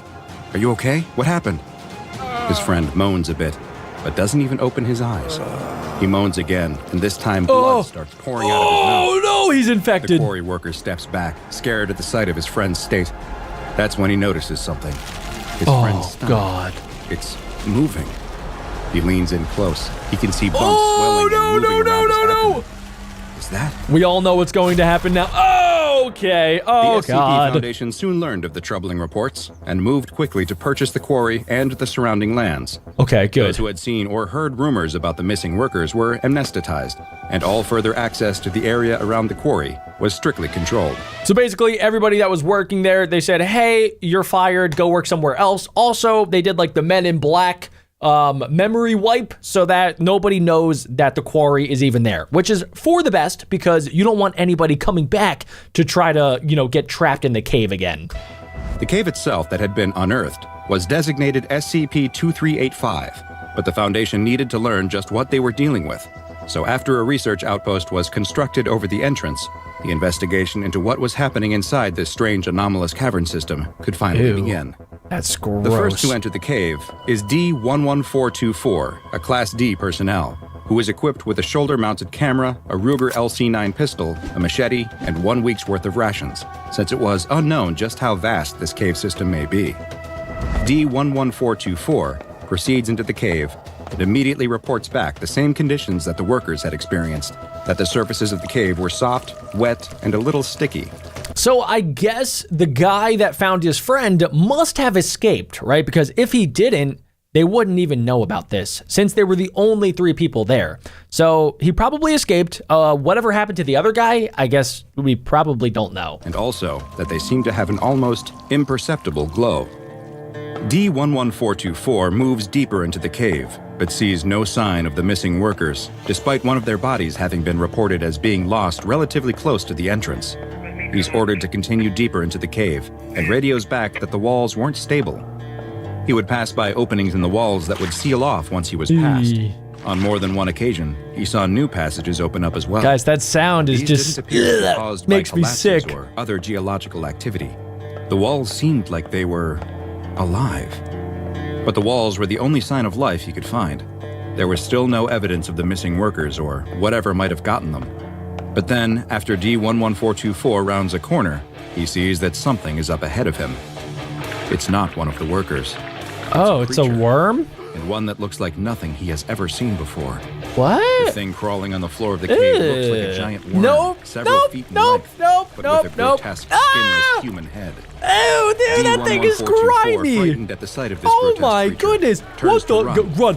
Yeah. The worm has spotted him. Ew, dude, Charges at him it's missing a immediately, tooth. slithering across the wet cave floor at an incredible speed. Oh, wow. D-11424 slips and falls to the ground. His shoulder-mounted camera knocked off his body and left facing a wall, leaving the researchers monitoring the feed with nothing except the sound of his screams. So he was definitely Once contact infected. was lost with the Class D personnel, the Foundation decided that due to the presence of hostile creatures within the cave system, that the next exploratory expedition Guys, I don't know if you heard that, but he said creatures, as in there might be multiple of these creatures inside of the cave.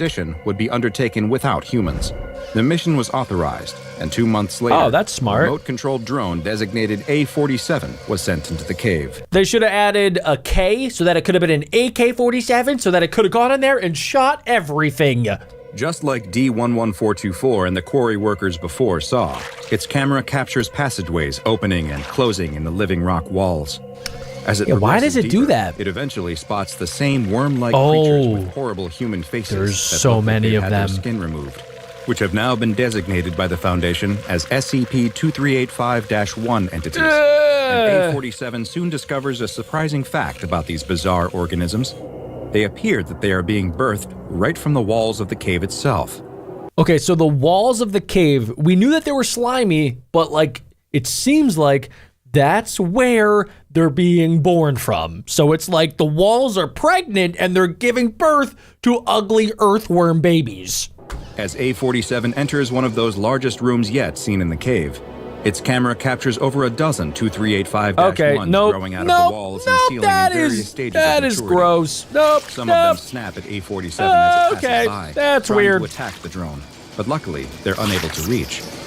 There's larger examples of the worms in the room too, and these ones also differ in appearance slightly, with a fibrous growth over their eyes. What? The researchers assume that these entities are different enough from the smaller versions that they warrant their own classification, and are designated as SCP-2385-2 entities. Luckily for A47, these larger specimens, which can be as large as 4 meters in length, seem much more docile than their smaller That is counterparts, massive. and ignore A47 as it passes by. A47 then learns another shocking piece of information about these disturbing worm-like creatures. They're cannibalistic. What? Its camera relays footage back to the research team of a 2385-1 entity feeding on another, smaller So like while they're in the cave, they're basically just playing Slither.io. That's what's happening. one. It appears that they eat their prey whole after unhinging their grotesque jaws. The one feeding tries to lash out at A47 with its tail, but can't reach him with half of another instance in its mouth, and the drone continues deeper into the cave. Just when A47 enters the next chamber, a 2385-1 instance growing out of the ceiling drops down right in front of it, Hello. leaving no way for the drone to get around it in the narrow section of cave. Excuse me, sir. A47 quickly turns around to seek out another path, but its camera captures the passage closing in front of it. It's cornered. A47 is trapped.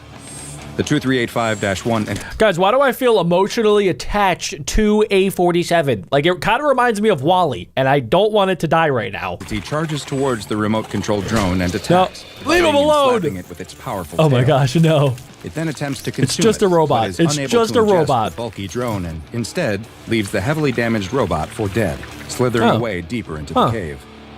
The battered drone lies immobile on the cave floor for several hours. its Sorry, camera A47. broadcasting until the last of its battery is finally about to run out. Just before it stops sending signals back to the research outpost, though, it captures something. What? The wall next Oh. to A47 opens up, and two of the larger SCP-2385-2 entities emerge from the new passageway. Huh. One of them approaches A47, as the other probes at the wall next to it with its head.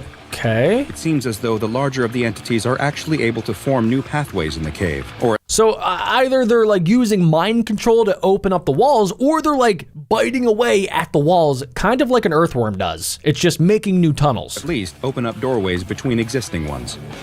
With the last of its battery power, A47 sends back a truly remarkable sight. Out of the hole opened by the 2385-2 entity appears D11424. What? He's dirty, disheveled, He lived! sporting a He actually, what? He made it out. Are you kidding me, bro? The D-Class personnel actually lived? month's worth of beard growth and brandishing a machete. The wall opens up from the -2 entity prodding at it, and the odd group exits through it. It's the last thing A47 transmits back to the Foundation. They have to go get 2 him. months later, after several more failed manned missions, 2 months there was finally later? a success. An SCP-2385-2 instance that had wandered close to the entrance was retrieved from the cave system and brought Oh, wow, back they to got a it. Foundation research site where a camera was surgically implanted in its head. Huh? The entity, which was designated as Subject Alpha, or SA, was then amnestetized and released back into the 2385 caves, Oh my allowing researchers gosh. to monitor how it behaved as it traveled through its home environment. Oh, that's so Researchers strange. watched as SA made its way through the cave system and stopped in another of the rooms filled with young versions of 2385-1. The larger entity approached several and appeared to nuzzle its face against theirs before moving on. which Wait a looked- second, so you're telling me like that's the mother of these SCP Earth human worms? Because it seems like sometimes they'll eat each other, but then other times they don't. They actually seem to like nuzzle up and they like the other ones. So I don't know, guys. This just keeps getting more creepy by the second. Look to have a calming effect on the extremely aggressive smaller versions. That's so weird. As it continues through the tunnels, SA sees a group of 2385-1 instances feeding on a deceased 2385-2. It appears that when 2385-1s are unable to swallow their prey whole, they burrow into the body and consume them from the inside out. Oh, that is Luckily, gross. they are I too did not need to distracted know by that. the meal to pay any attention to SA, and it is able to pass by. SA then runs into 2 other 2385-2 entities, and the 3 begin traveling through the caves together. They are soon attacked by a smaller -1, but the group is able to pin the biting and thrashing entity to the ground with their powerful tails, allowing SA to nuzzle it. Just like with the ones being birthed from the wall, this seems to calm the creature. So the bigger ones don't seem to want to eat the other ones. Sometimes they want them to like calm down and like act, I don't know, peaceful, which is really weird. But there is another effect as well. As the 2385-1 entity becomes more docile, the same fibrous growths that can be seen on the larger 2385-2 entities start to grow over its eyes. Is this how 2385-2s are created? My God, just spilled coffee everywhere. The group of -2s continues their journey through the tunnels, often stopping to prod at the walls to open new pathways. It appears that they are searching for something, looking around each new room they enter before moving on. Eventually, they run into something, but it doesn't appear to be what they wanted to find. They enter a new section of cave, and blocking the path in front of them is the largest SCP-2385-1 entity yet recorded. It's as big as the -2s at over 7 meters in length and weighing an estimated 400 kilograms. It appears to be extremely hostile, but that the thing is -2s seem to ugly. instinctively know that the only way forward is to go past this massive -1.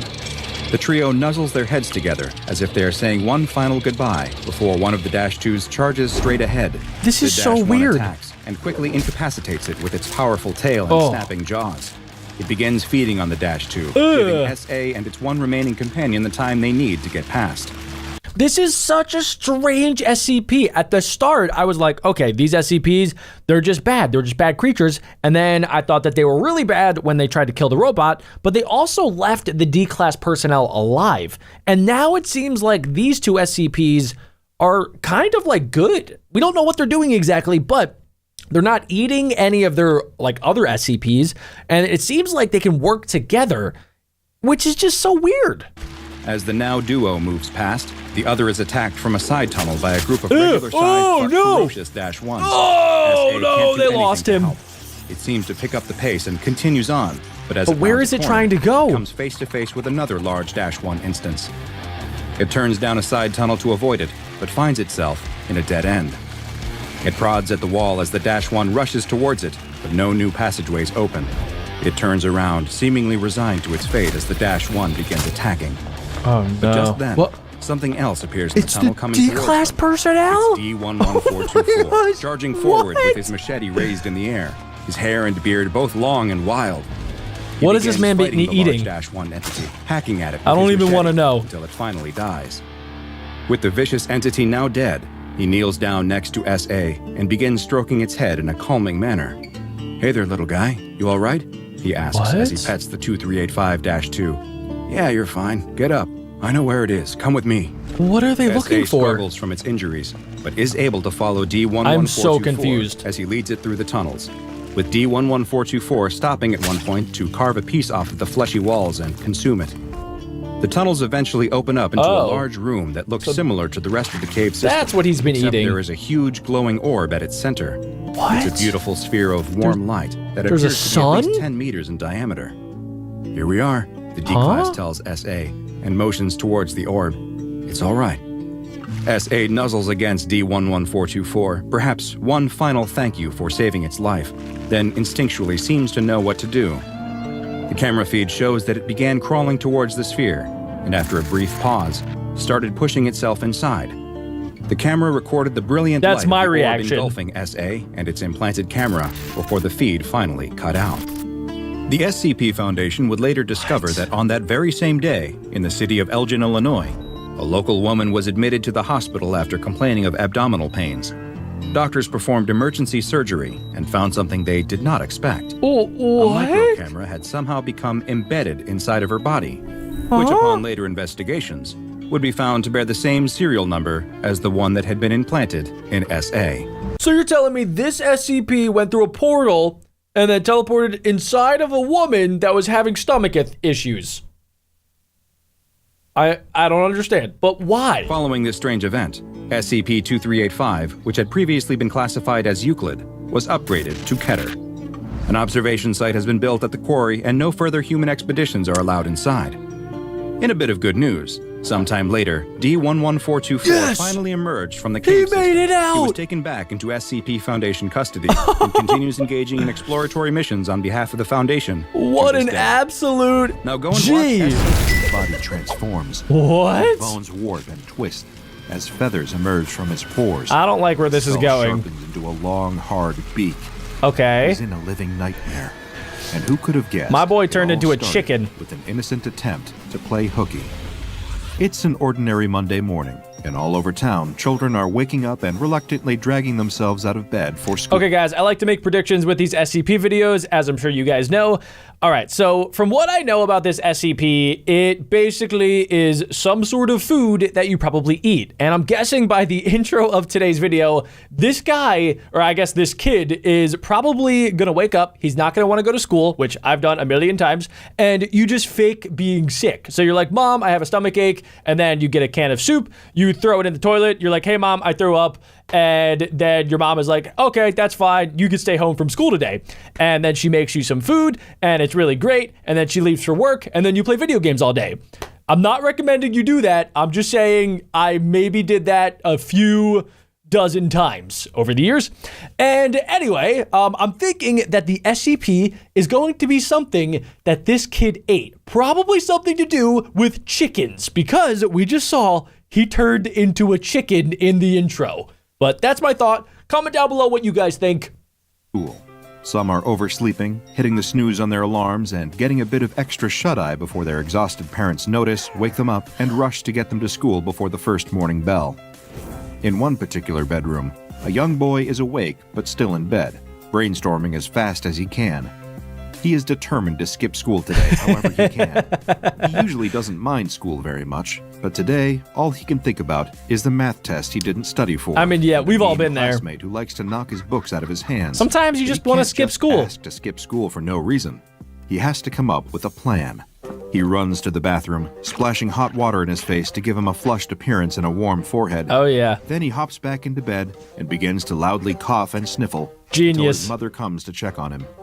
He complains that he doesn't feel well enough to go to school, and sure enough, when his mother feels his forehead, it is hot to the touch. She agrees to let him stay home from school for the day, provided he stays in bed and gets plenty of rest. He promises that he will, and she leaves to go to work. On her way to work, the boy's mother remembers that there isn't much for him to eat while he's home alone all day. There's half an eaten apple. Somebody took a bite out of an apple and put it back in the refrigerator. What a menace. At least, there isn't much that he would want to eat while he's sick. She decides that she can be a little bit late to work for the sake of her son's health, and pulls into a nearby grocery store. She Okay, rushes out so of her she's a car good into the mom. store, making a beeline for the soup aisle. She reaches for her usual go-to brand of chicken noodle soup, but finds the shelf completely bare. Oh, I see where this is going. Of course, the soup is sold out. Oh, great. This is exactly what she needs. A sick kid at home, one can of chicken noodle soup left at the store, and the machine won't even scan it. She smacks the side of the machine in frustration, and the screen reads invalid code, transaction canceled. Okay, guys, so we already have our culprit. We know that this chicken noodle soup has to be the SCP. It's not showing up at the register, which means that it's not supposed to be in the store. Whoever put it there, or maybe the SCP spawned itself there, it's not supposed to be in the store, which means that I have a really good feeling this is going to be the SCP. With a heavy sigh, she glances over her shoulder. No one is watching. She tried to pay for the can to do the right thing. Oh, she's going to steal it. Wouldn't let her. So she grabs the can and runs out of the That's store. A W before mom anyone right there. can spot her. She's willing to steal for While her his mother children. is out, the boy's at home raiding the pantry for snacks to sate his It looks not like at they all have sick so many appetite. snacks. He fills up Look on at that. Oreos and toaster pastries, cheesy crackers, and chips. When he hears his mother's car pulling into the driveway, He quickly wipes the crumbs from his face and jumps back into bed. That happened to me one time. I faked being sick, and then I was like, oh my gosh, this is amazing. I'm going to go play video games all day. And then I started playing Minecraft, and a little bit later, my dad came home, and he was like, actually, I don't think I have work today. And he stayed home the entire day. So the entire day, I had to act like I was sick, even though I wasn't, which kind of stunk. Just in time for his mother to find him there, resting like he promised he would. She gives him a kiss on the forehead and tells him that she'll heat up some chicken noodle soup for him to eat. She's in a hurry to make it to work, though, so she'll need to leave it in the microwave for him. She pours the contents of the soup into a bowl, adds a bit of water, and pops the bowl into the microwave for a few minutes. She calls up to her son, letting him know that the soup will be ready when the microwave dings. Oh, that stinks, dude. Then she rushes out the door and heads to work for the day, confident that her son will be fine through her shift. The mom is If he literally the happens one eat going to anything, give him the call her and let her SCP. know. The boy hears the microwave ding, but his stomach is too full from his rummage through the pantry for him to want any of the soup, in spite of its heavenly aroma. Instead, he creeps into the living room and sits down to play video games until his eyes start to hurt. As he boots up his gaming system, he thinks for a moment that he can hear a strange noise coming from the kitchen. A soft, Hold up. clucking sound. Is that a Like chicken? the chickens he saw on his grandparents' farm. What? But he quickly forgets about the sound as the screen lights up, and he disappears into the world of his favorite game. He plays for hours, until the grumbling of his stomach interrupts his concentration. Oh, this is where it's going to get bad, Suddenly very boys. hungry, and remembers the soup his mother left in the microwave. It is certainly cold and unappealing by now, but he can just reheat it first. He punches the buttons on the microwave and waits for the soup to be ready. Again, he can hear strange noises coming from the microwave. Okay, guys, comment down below what you would do if you're heating up chicken noodle soup and you hear a chicken clucking. Like, what's your reaction? I don't know what I would do. I would probably, first off, think I was insane. Secondly, I think I would probably not eat this soup, especially if I could, like, hear where the chicken was coming from. And I put my ear up to the microwave, and then I heard that the chicken was, like, inside the microwave. I probably would start panicking and then throw away the soup and then just keep eating more Oreos, because if I'm 12 years old, that's what I'm going to do. But he doesn't think anything of it. The microwave dings, and he pulls out the bowl of soup, grabs a spoon, and digs in. Oh, A little God. while later, the boy's mother pulls into the driveway in a panic.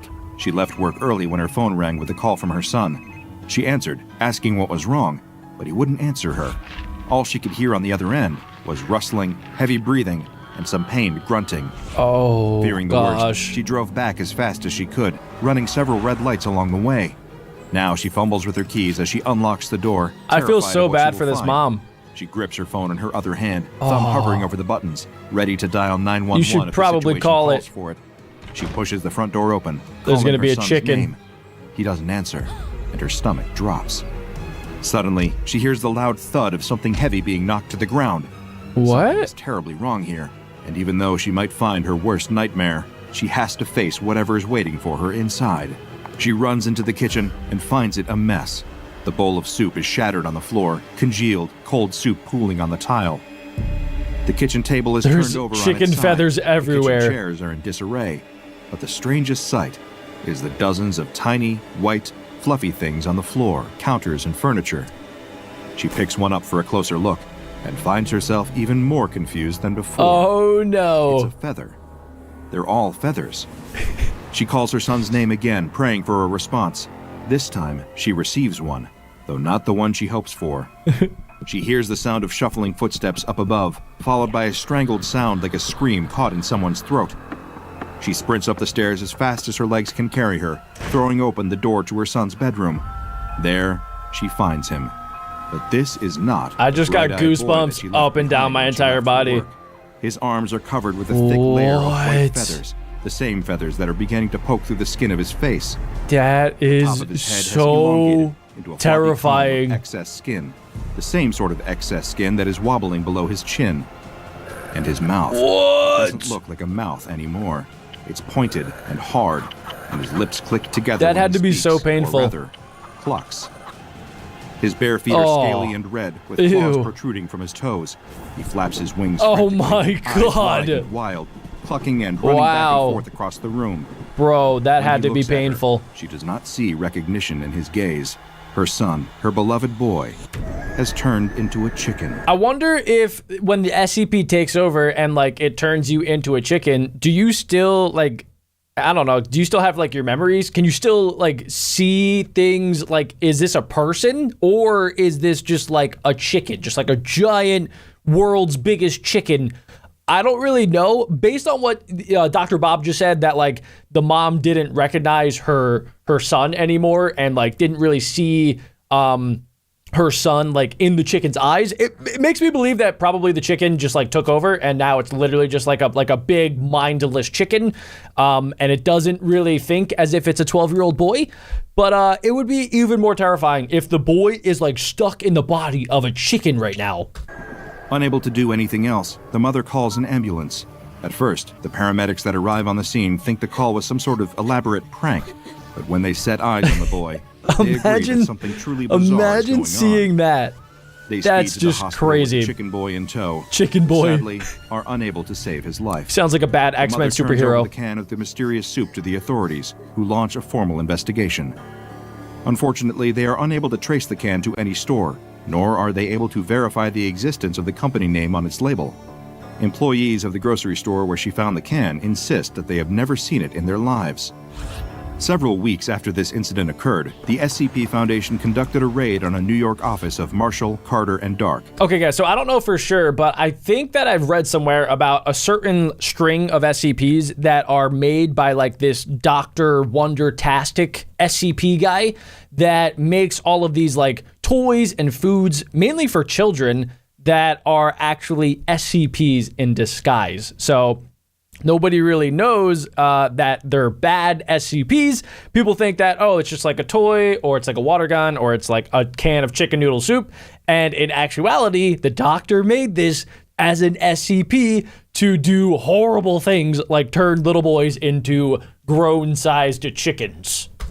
For those of you unfamiliar with the organization, and that is most of the general population by design, Marshall, Carter, and Dark Ltd.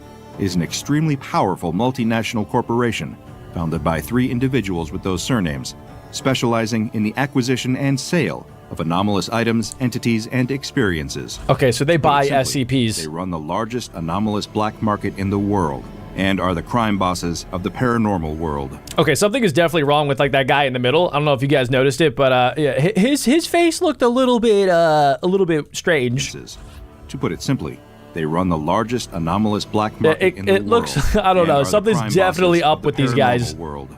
During this particular raid, SCP Foundation operatives recovered 17 different unusual items.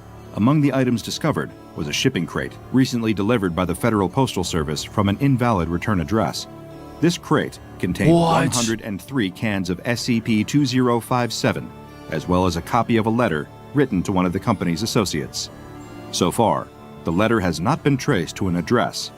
It reads, "Dear Cyrus, Maria has told me of the unfortunate circumstances that have befallen your children. I'd hope to hear about the improvement of their condition soon. As their godfather, I am extremely distressed to hear this. Having experienced a child suffering from the measles myself, I know how terrifying it can be when it seems as if they are getting worse. Recently, we received a shipment of something that I hope can help your family. There is a crate in the storage area marked with Wondertainment. That's what it is, Dr. Wondertainment. It will not be there long, as it goes to auction next week. I will leave a key under the photo of your family on your desk. Follow the instructions exactly. Do not, under any circumstances, do anything different than what is directed on the can." Okay, so I'm guessing that the mom earlier in this video did not read the instructions. She just threw it in the microwave for 2 minutes. Or actually, maybe those were the instructions originally, and then the little boy, because he left it for so long, put it in for an additional 2 minutes, and maybe that's what messed it up? That's the only thing that I can think of. Destroy this message as soon as possible. I do not want any of this to come back on us. Be careful, my friend. Williams. SCP-2057 consists of 92 318-milliliter cans of condensed chicken noodle soup. Each can is covered with a brightly colored label depicting images of noodles, a cartoon chicken, and dancing vegetables. In addition to this inviting imagery, each label is emblazoned with the text, "Dr. Wondertainment's Ultralicious Chicken Noodle Soup." Oh my gosh. I mean, if I saw that in the grocery store, I'm definitely getting it. Like, there is a 1000% chance that I am buying that. Each can has a pull-top lid for easy opening. It is printed with a set of nutrition facts, ingredients, and instructions for It sounds eating. delicious. The nutrition facts are as follows. Calories, 95. Fat, 3.17 grams. Carbohydrates, 2.2 grams. Gotta get your Protein, carbs in. 13.48 grams. That's pretty specific. Vitamin W, 2 grams. Wait, vitamin W? Is that a real... wait, what? Vitamin W. Is that a thing? I don't think so. No. Okay, that's probably the secret ingredient that nobody really knows about. And Mother's Wait, Love, Mother's Love. 10 grams. Wait, what? The SCP Foundation attempted That's a to W. analyze the contents of the soup in order to compare it to the posted nutrition facts. The calories, fat, carbohydrates, and protein were found to be accurately reported. Vitamin W was present in reported amount as well. Yeah, what is though that? It was not a compound that the Foundation scientists had ever encountered before. Mother's Love, as it is an intangible concept, was not able to be identified or measured in the analyzed soup samples. The ingredients are listed as ultralicious chicken stock, enriched Chinese egg noodles, Okay. finest cooked chicken breast, farm fresh carrots, crispy crunchy celery, sweet Vidalia onions, no paint thinner, fresh mountain spring water, vitamin W. Contains less than 2% of the following ingredients: a pinch of salt, a smidgen of chicken fat, a sprinkle of spice extracted from rare plants, Sounds a dash great. of high-quality unicorn tears. What the... Okay, the unicorn tears, I've heard this from other SCPs, are like the thing that can cure any disease. So I'm guessing that might be what the vitamin W is from, and that's why in the note earlier, while the Dr. W guy was saying that if you follow the instructions correctly, then this will cure the measles in the woman's kid. So I'm guessing the unicorn tears is probably behind that, if I had to guess. But if you mess up the instructions, you probably destroy the recipe, and then you turn into a chicken. So there's that. Instructions for heating read, "Hey kids, feeling sick, icky, or downright yucky? Just pop open a can of Dr. Wondertainment's Ultralicious Chicken Noodle Soup for Kids. Place contents of the can in a medium-sized soup pot. Add a can of water, stir, and heat. Watch Yeah, the as mom fun did not do begins. that. Eat hearty, and you'll feel better and ready to play with Dr. Wondertainment toys in no time." All of this is relatively straightforward, give or take a few unusual ingredients. Someone taking only a quick look might mistake a can of this soup for any other chicken noodle soup. However, it does have something that most ordinary canned soup does not. Unicorn A warning tears? label. Oh, the warning label. Wondertainment's Ultralicious Chicken Noodle Soup Wait, so is Dr. Bob saying that all other chicken noodle soups have unicorn tears? Is that what I just heard? for kids is intended to be eaten while it is hot to make you feel better in no time at all. Do not consume after it has become cold. Do not reheat. By purchasing from that's Dr. it. Wondertainment, you Do agree not to not reheat. hold Dr. Wondertainment or any of Dr. Wondertainment's affiliates accountable for injuries or damages incurred by your product. Thank you for purchasing from Dr. Wondertainment. You see, if somebody wrote that on a can, you would think that, oh, like, what could possibly be the injuries? Maybe, I don't know, I'll, like, cut myself on the can, or maybe, I don't know, I'll get, like, a stomach ache from some bad chicken. Most people are probably not expecting that there is a small chance, if they cook it wrong and eat the soup cold, that they will turn into, and I want to put some emphasis on this, a full-sized chicken. I don't think anybody's expecting that. So what exactly is in a can of Dr. Wondertainment's Ultralicious Chicken Noodle Soup for Kids? Chicken Well, and soup. When the SCP Foundation first opened a can to take a look, they found that it was filled with condensed chicken broth and a mass of egg noodles shaped like an egg. When water was added and the contents of the can were heated to a temperature of 70 degrees Celsius, the noodle-based egg hatched. Wait, there's a Inside chicken was a small inside? domesticated chicken made up of egg noodles, carrot, celery, onion, and cooked chicken breast. For simplicity's sake, this chicken noodle soup chicken is referred to as SCP-2057-1. As the Foundation researchers continued to heat the broth to a higher temperature, SCP-2057-1 began to move around, make audible chirping sounds, and eat the broth. Oh, okay, so As that's... it ate, it grew larger the sound and that we heard until it reached earlier. a mass of 85 grams and resembled a miniature adult chicken. At a temperature between 35 and 70 degrees Celsius, SCP-2057-1 behaved much like an ordinary chicken.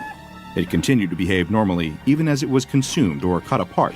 apparently feeling no pain or awareness of its situation. Okay, that's Dissection insane. of SCP-2057-1 revealed that its insides were made up of soup ingredients, including celery and onion bones, What? cooked chicken breast muscles, carrot beak and legs, and chicken broth blood.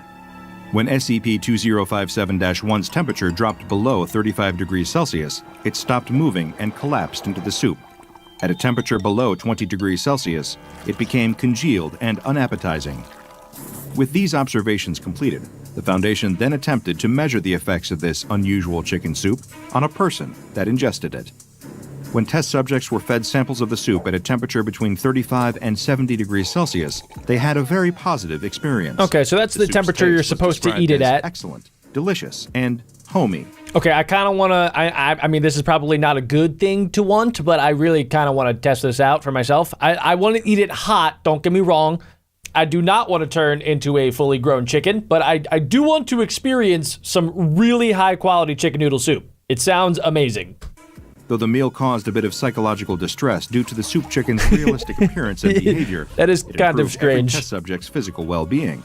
This eventually applied to test subjects with a case of influenza, measles, or the common cold. So yeah, it can heal Following them. consumption of SCP-2057, each subject with a diagnosed illness of this kind reported immediate relief from their Wow. symptoms, including fever, aches and pains, cough, and congestion. So it's actually like a good With this SCP. positive, if a bit disturbing, effect documented, the Foundation next set out to determine what would happen if they let the soup get cold before it was eaten.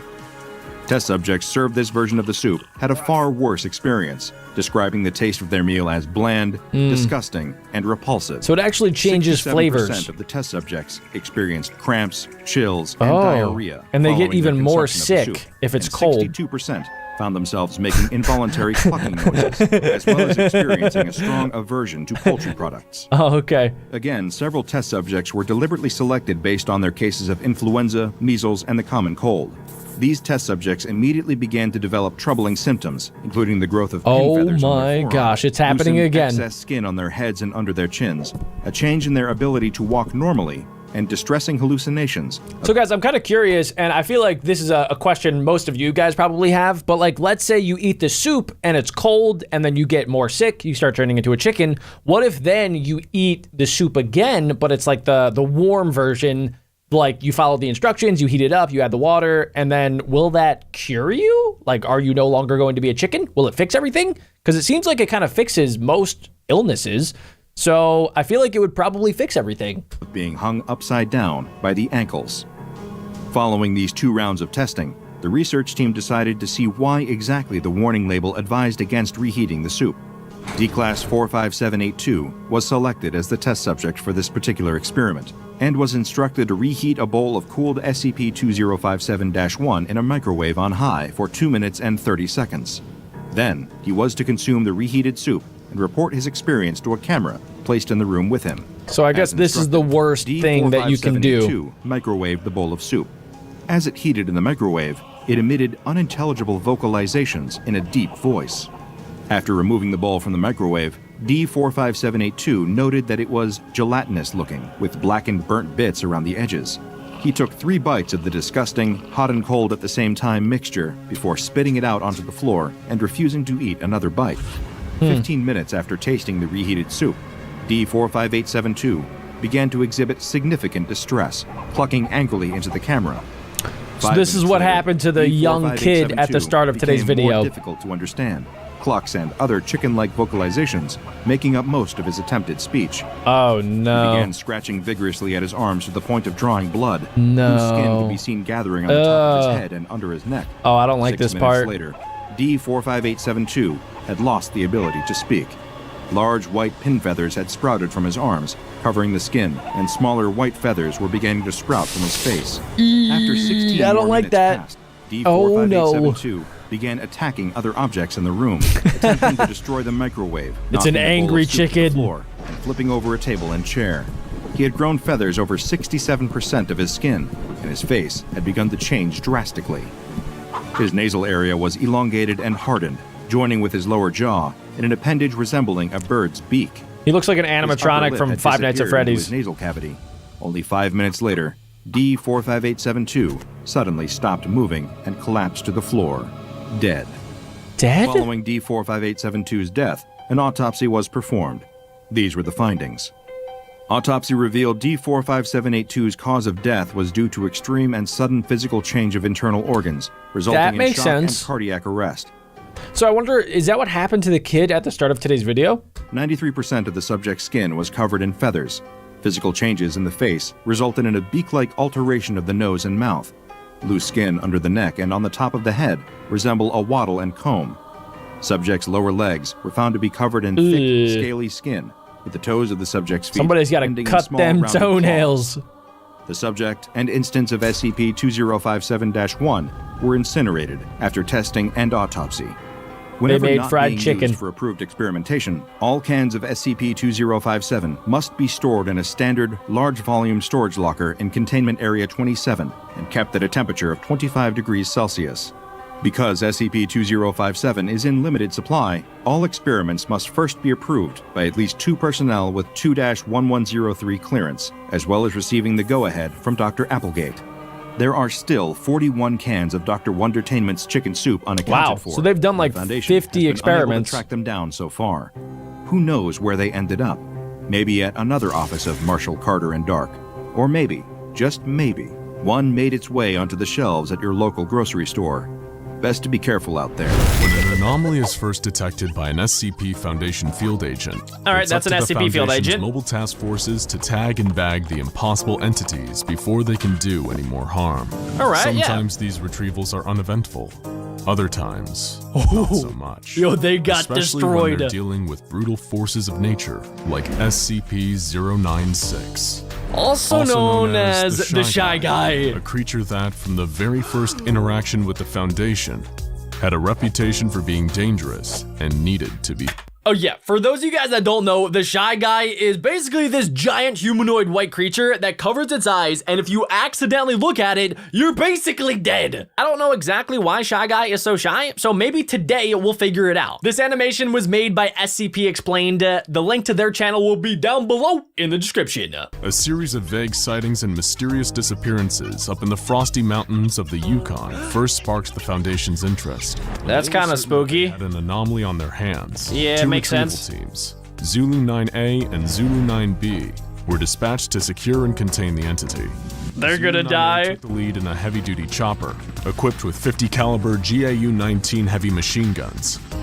They went with full-on machine guns, and 6 guys that all had guns on their bodies as well, and they have a huge helicopter, so they shouldn't lose. But SCPs are kind of a little bit dangerous. That's why SCP stands for Secure, Contain, Protect. If you find one of these creatures, you secure it, you contain it, and then you protect it from other people. And carrying an AT-4 anti-tank launcher. They have a tank? Were prepared for anything, or so they thought. How are they going to lose to Shy Guy? SCP-096 while 2 clicks away from the target. Yo! They couldn't get a clear line of sight on the creature, but it appeared to be stationary. This thing basically looks like the opposite version of Slenderman. Instead of being like all black with a white face, it's just all white, and it has like little tiny black eyes. They couldn't get a clear line of sight on the creature, but it appeared to be stationary. They're slowly docile, approaching it with a P90 and a rocket launcher. Cake, right? Little did they know that SCP-096 was just looking away from them. Don't look at it, he just looked at me! Towards them, it'd be a whole different horror story, as Zulu 9A were about to find out. As soon as you look at this thing, they're dead. Next to the They're gonna die. They were shocked to see that it was completely naked, in spite of the sub-zero temperatures all around them. The creature was unnaturally thin, as though it had been starved for weeks, with bone-white skin and unnaturally long limbs. Did you see how long its arms were? The creature's arms must have been at least 1.5 meters long. What? But its docile nature and insubstantial body mass gave the impression that it wouldn't prove too difficult to contain. That is, so obviously this creature looks kind of weird. It's almost like Bigfoot lost a bunch of weight and also all of its hair. So they don't really think it's a problem, but little do they know that this is an SCP. Not any SCP, this is Shy Guy. That is, until they saw its face. You guys Zulu are 9A's dead. captain was the lone survivor of the incident, as he was lucky enough to be looking away when the creature turned towards his team. Oh, they looked at The him. rest of the squad ended up staring eye to eye with SCP-096. That's not what you do with the SCP-096. From that moment on, wasn't docile anymore. Nope. The creature began to whimper, then cry. then sob uncontrollably It's so creepy. in a way that sounded eerily human. This sudden change in temperament startled the rest They of started to shoot it? and they opened Why fire would they on do the that? creature. Under the hail of gunfire, SCP-096 entered a murderous Look how big its frenzy mouth and is! began tearing into the hapless squad of soldiers. While its flesh and organs did seem to take damage That as a is result nightmare of the fuel. barrage of 50 caliber rounds from the helicopter-mounted machine guns, its skeletal structure remained Its body just looks like a slice of white Swiss cheese. It's about to eat a grown man alive. 50 caliber rounds from the helicopter-mounted machine guns. Its skeletal structure remained intact. my and gosh. it continued its onslaught. He's tearing gonna the eat him. team limb from limb, even after they'd blown practically all the flesh from the creature. The AT-4 anti-tank launcher proved equally ineffective at stopping SCP-096. It survived a tank when it was in attack explosion? mode. And it was only after slaughtering How? the entire team that it returned to its docile state. Oh my Nobody gosh. knows exactly what the creature did to Zulu 9A after the gunfire started, but no trace of the team was left behind. It probably ate Zulu them all, 9B touched right? down soon after, and with a grave warning from the captain not to look at the creature's face, they were finally able to subdue it.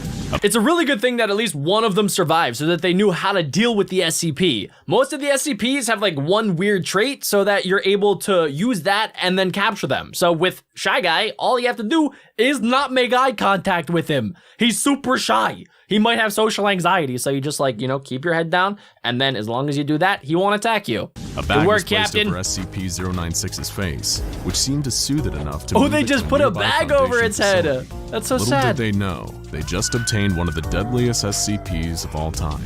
And while it may have been under lock and key for now, it seemed inevitable that it would get out and cause more violence and chaos. How would it get Research and out? containment procedures for the SCP-096 were put under the command of Dr. Dan, Dr. a senior Dan. researcher at the site. It was his job to find out exactly what this being was capable of. And the more he tested, So for those of you guys that don't know about SCPs, the person going in the orange jumpsuit is called a D-class personnel. They're basically like prisoners in jail that like are on, I think, death row, and then they're given to the SCP Foundation to use as experiments for the SCPs.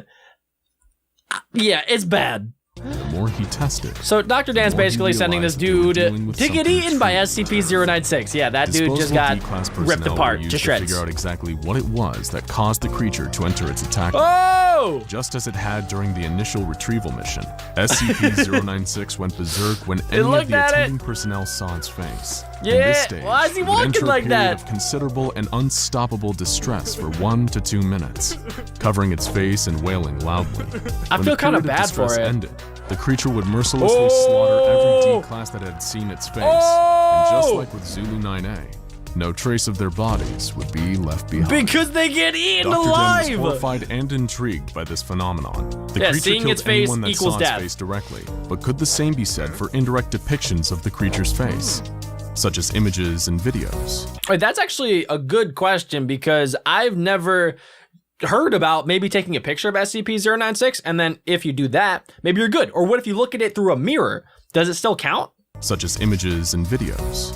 Dr. Dan was desperate to find out. More D-Class personnel were brought in to test this, to frightening results.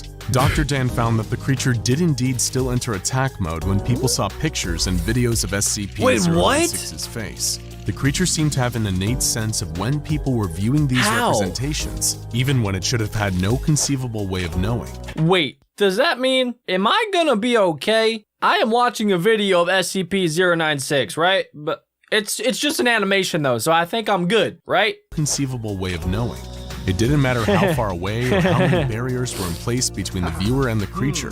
The attack mode would still activate. How does And it- once how does it did, find it? It seemed as though nothing could stop the creature from hunting down the one who saw its face. With all of this new data, Okay. special containment procedures were devised to keep the creature safely under Yeah, lock that's a and good key. idea. Its cell was a 5 meter by 5 meter by 5 meter airtight steel cube, fitted with advanced pressure sensors and laser detectors to ensure Okay, that cool, so it's not gonna escape that. SCP-096 remained in its cell without risking anyone having visual contact with the creature's face. All cameras and video equipment were strictly forbidden, and weekly checks for any cracks or holes in the containment cell were mandatory. Of course, none of this would stop the creature if anyone somehow saw its face. In order to solve that little problem, Dr. Dan would need to continue his research. To find a method of subverting the creature's deadly glance, they needed to know exactly what they were dealing with. But how could they? Yeah, if Even they a can't glance look at a it. photo or video of the Right. being meant So certain how are they death. going to figure out Potential what solution stops was it? proposed, creating an artistic representation of the creature's face, something that hadn't yet been attempted. But how would they achieve such a feat? Simple. They'd procure a D-class prisoner with some artistic talent. And wait, it's going to look at the Shy Guy SCP? But like after it does that, it's just gonna die. They're just setting up this man to die. I guess it's the only They way found to one who actually had get to been the a bottom tattoo of artist this. Before becoming a Foundation guinea pig. Dr. Dan formulated an ingenious plan for keeping this D-class alive for long enough to accurately draw an image of SCP-096's face. Maybe He a would be bunch placed in of a bulletproof bathysphere diving steel? bell several Wait, what? kilometers underwater and tens of kilometers away from the containment cell where the SCP was being held. The D-class was made to look at a photograph of the creature's face and then replicate that image in a pencil sketch. Dr. Dan first confirmed that the creature's attack mode is only activated by the creature's face by having the D-class look at a series of photos of the SCP's body parts, one by one, finally finishing with its face. The D-class began drawing Okay, so and it's even gonna be able to remarked draw on it how all. creepy the SCP's facial features were, despite not knowing the deadly context. Meanwhile, back in its containment cell, SCP-096 sensed someone viewing its face. How? And entered its inconsolable crying state, followed by its attack mode. It was able to of the break containment out? easily and began making a beeline for the D. It broke out of steel! 5 foot by 5 foot by 5 foot steel! That's crazy. This thing is basically the Incredible Hulk, except it's white and skinny and has teeth that are going to grind up anything that it touches. It broke out of containment easily and began making a beeline I don't like for the this creature. D-class, traversing the miles between it and its prey. How The D-class did it get didn't there? know it, as he locked the finished drawing into a separate, autonomous submersible, but he was already dead. Oh As my the drawing gosh. made its way up It to a went researcher deep on the underwater surface, to kill the D-class SCP-096 personnel. dived into the water and started swimming down towards the artist. Minutes later, the bathysphere was breached, and the D-class was torn to shreds. SCP-096 was recaptured without issue by Surface Recovery Team Foxtrot 303A. Okay, so And they got further him testing back. on the drawing showed that artistic representations of SCP-096's face were in fact harmless. From this Okay, so that's experience, good. We now know that the creature has a gaunt face with totally white eyes, possibly indicating blindness and a grossly extended jaw. So as long as you look at the creature and it's not a direct picture, you're safe. So we're good. We've been looking at animators that have drawn SCP-096. So we don't have to worry about Shy Guy coming to our houses and, you know, eating us. So that's nice. Nevertheless, Dr. Dan was adamant that SCP-096 was too dangerous to be left alive. Yeah, and requested that makes permission from good the upper sense. echelons of Good the job, Dr. Foundation Dan. to terminate the creature by any means necessary. But how? However, the doctor's request would fall on deaf ears. Until it all started with a seemingly innocent image. While it's now been redacted for your safety, the black speck inside the yellow circle was once a minuscule image of SCP-096, What? taken unknowingly in the 1990s by a semi-professional mountaineer. One day they were looking at old photographs when his eyes passed over the tiny speck without even noticing that he had seen anything. But SCP-096 noticed. How? Began entering its attack. It was just a tiny It little tore through speck. its We steel couldn't even containment see unit you, like you tissue psycho! paper, causing the release of a nerve agent that killed a number of attending Foundation staff.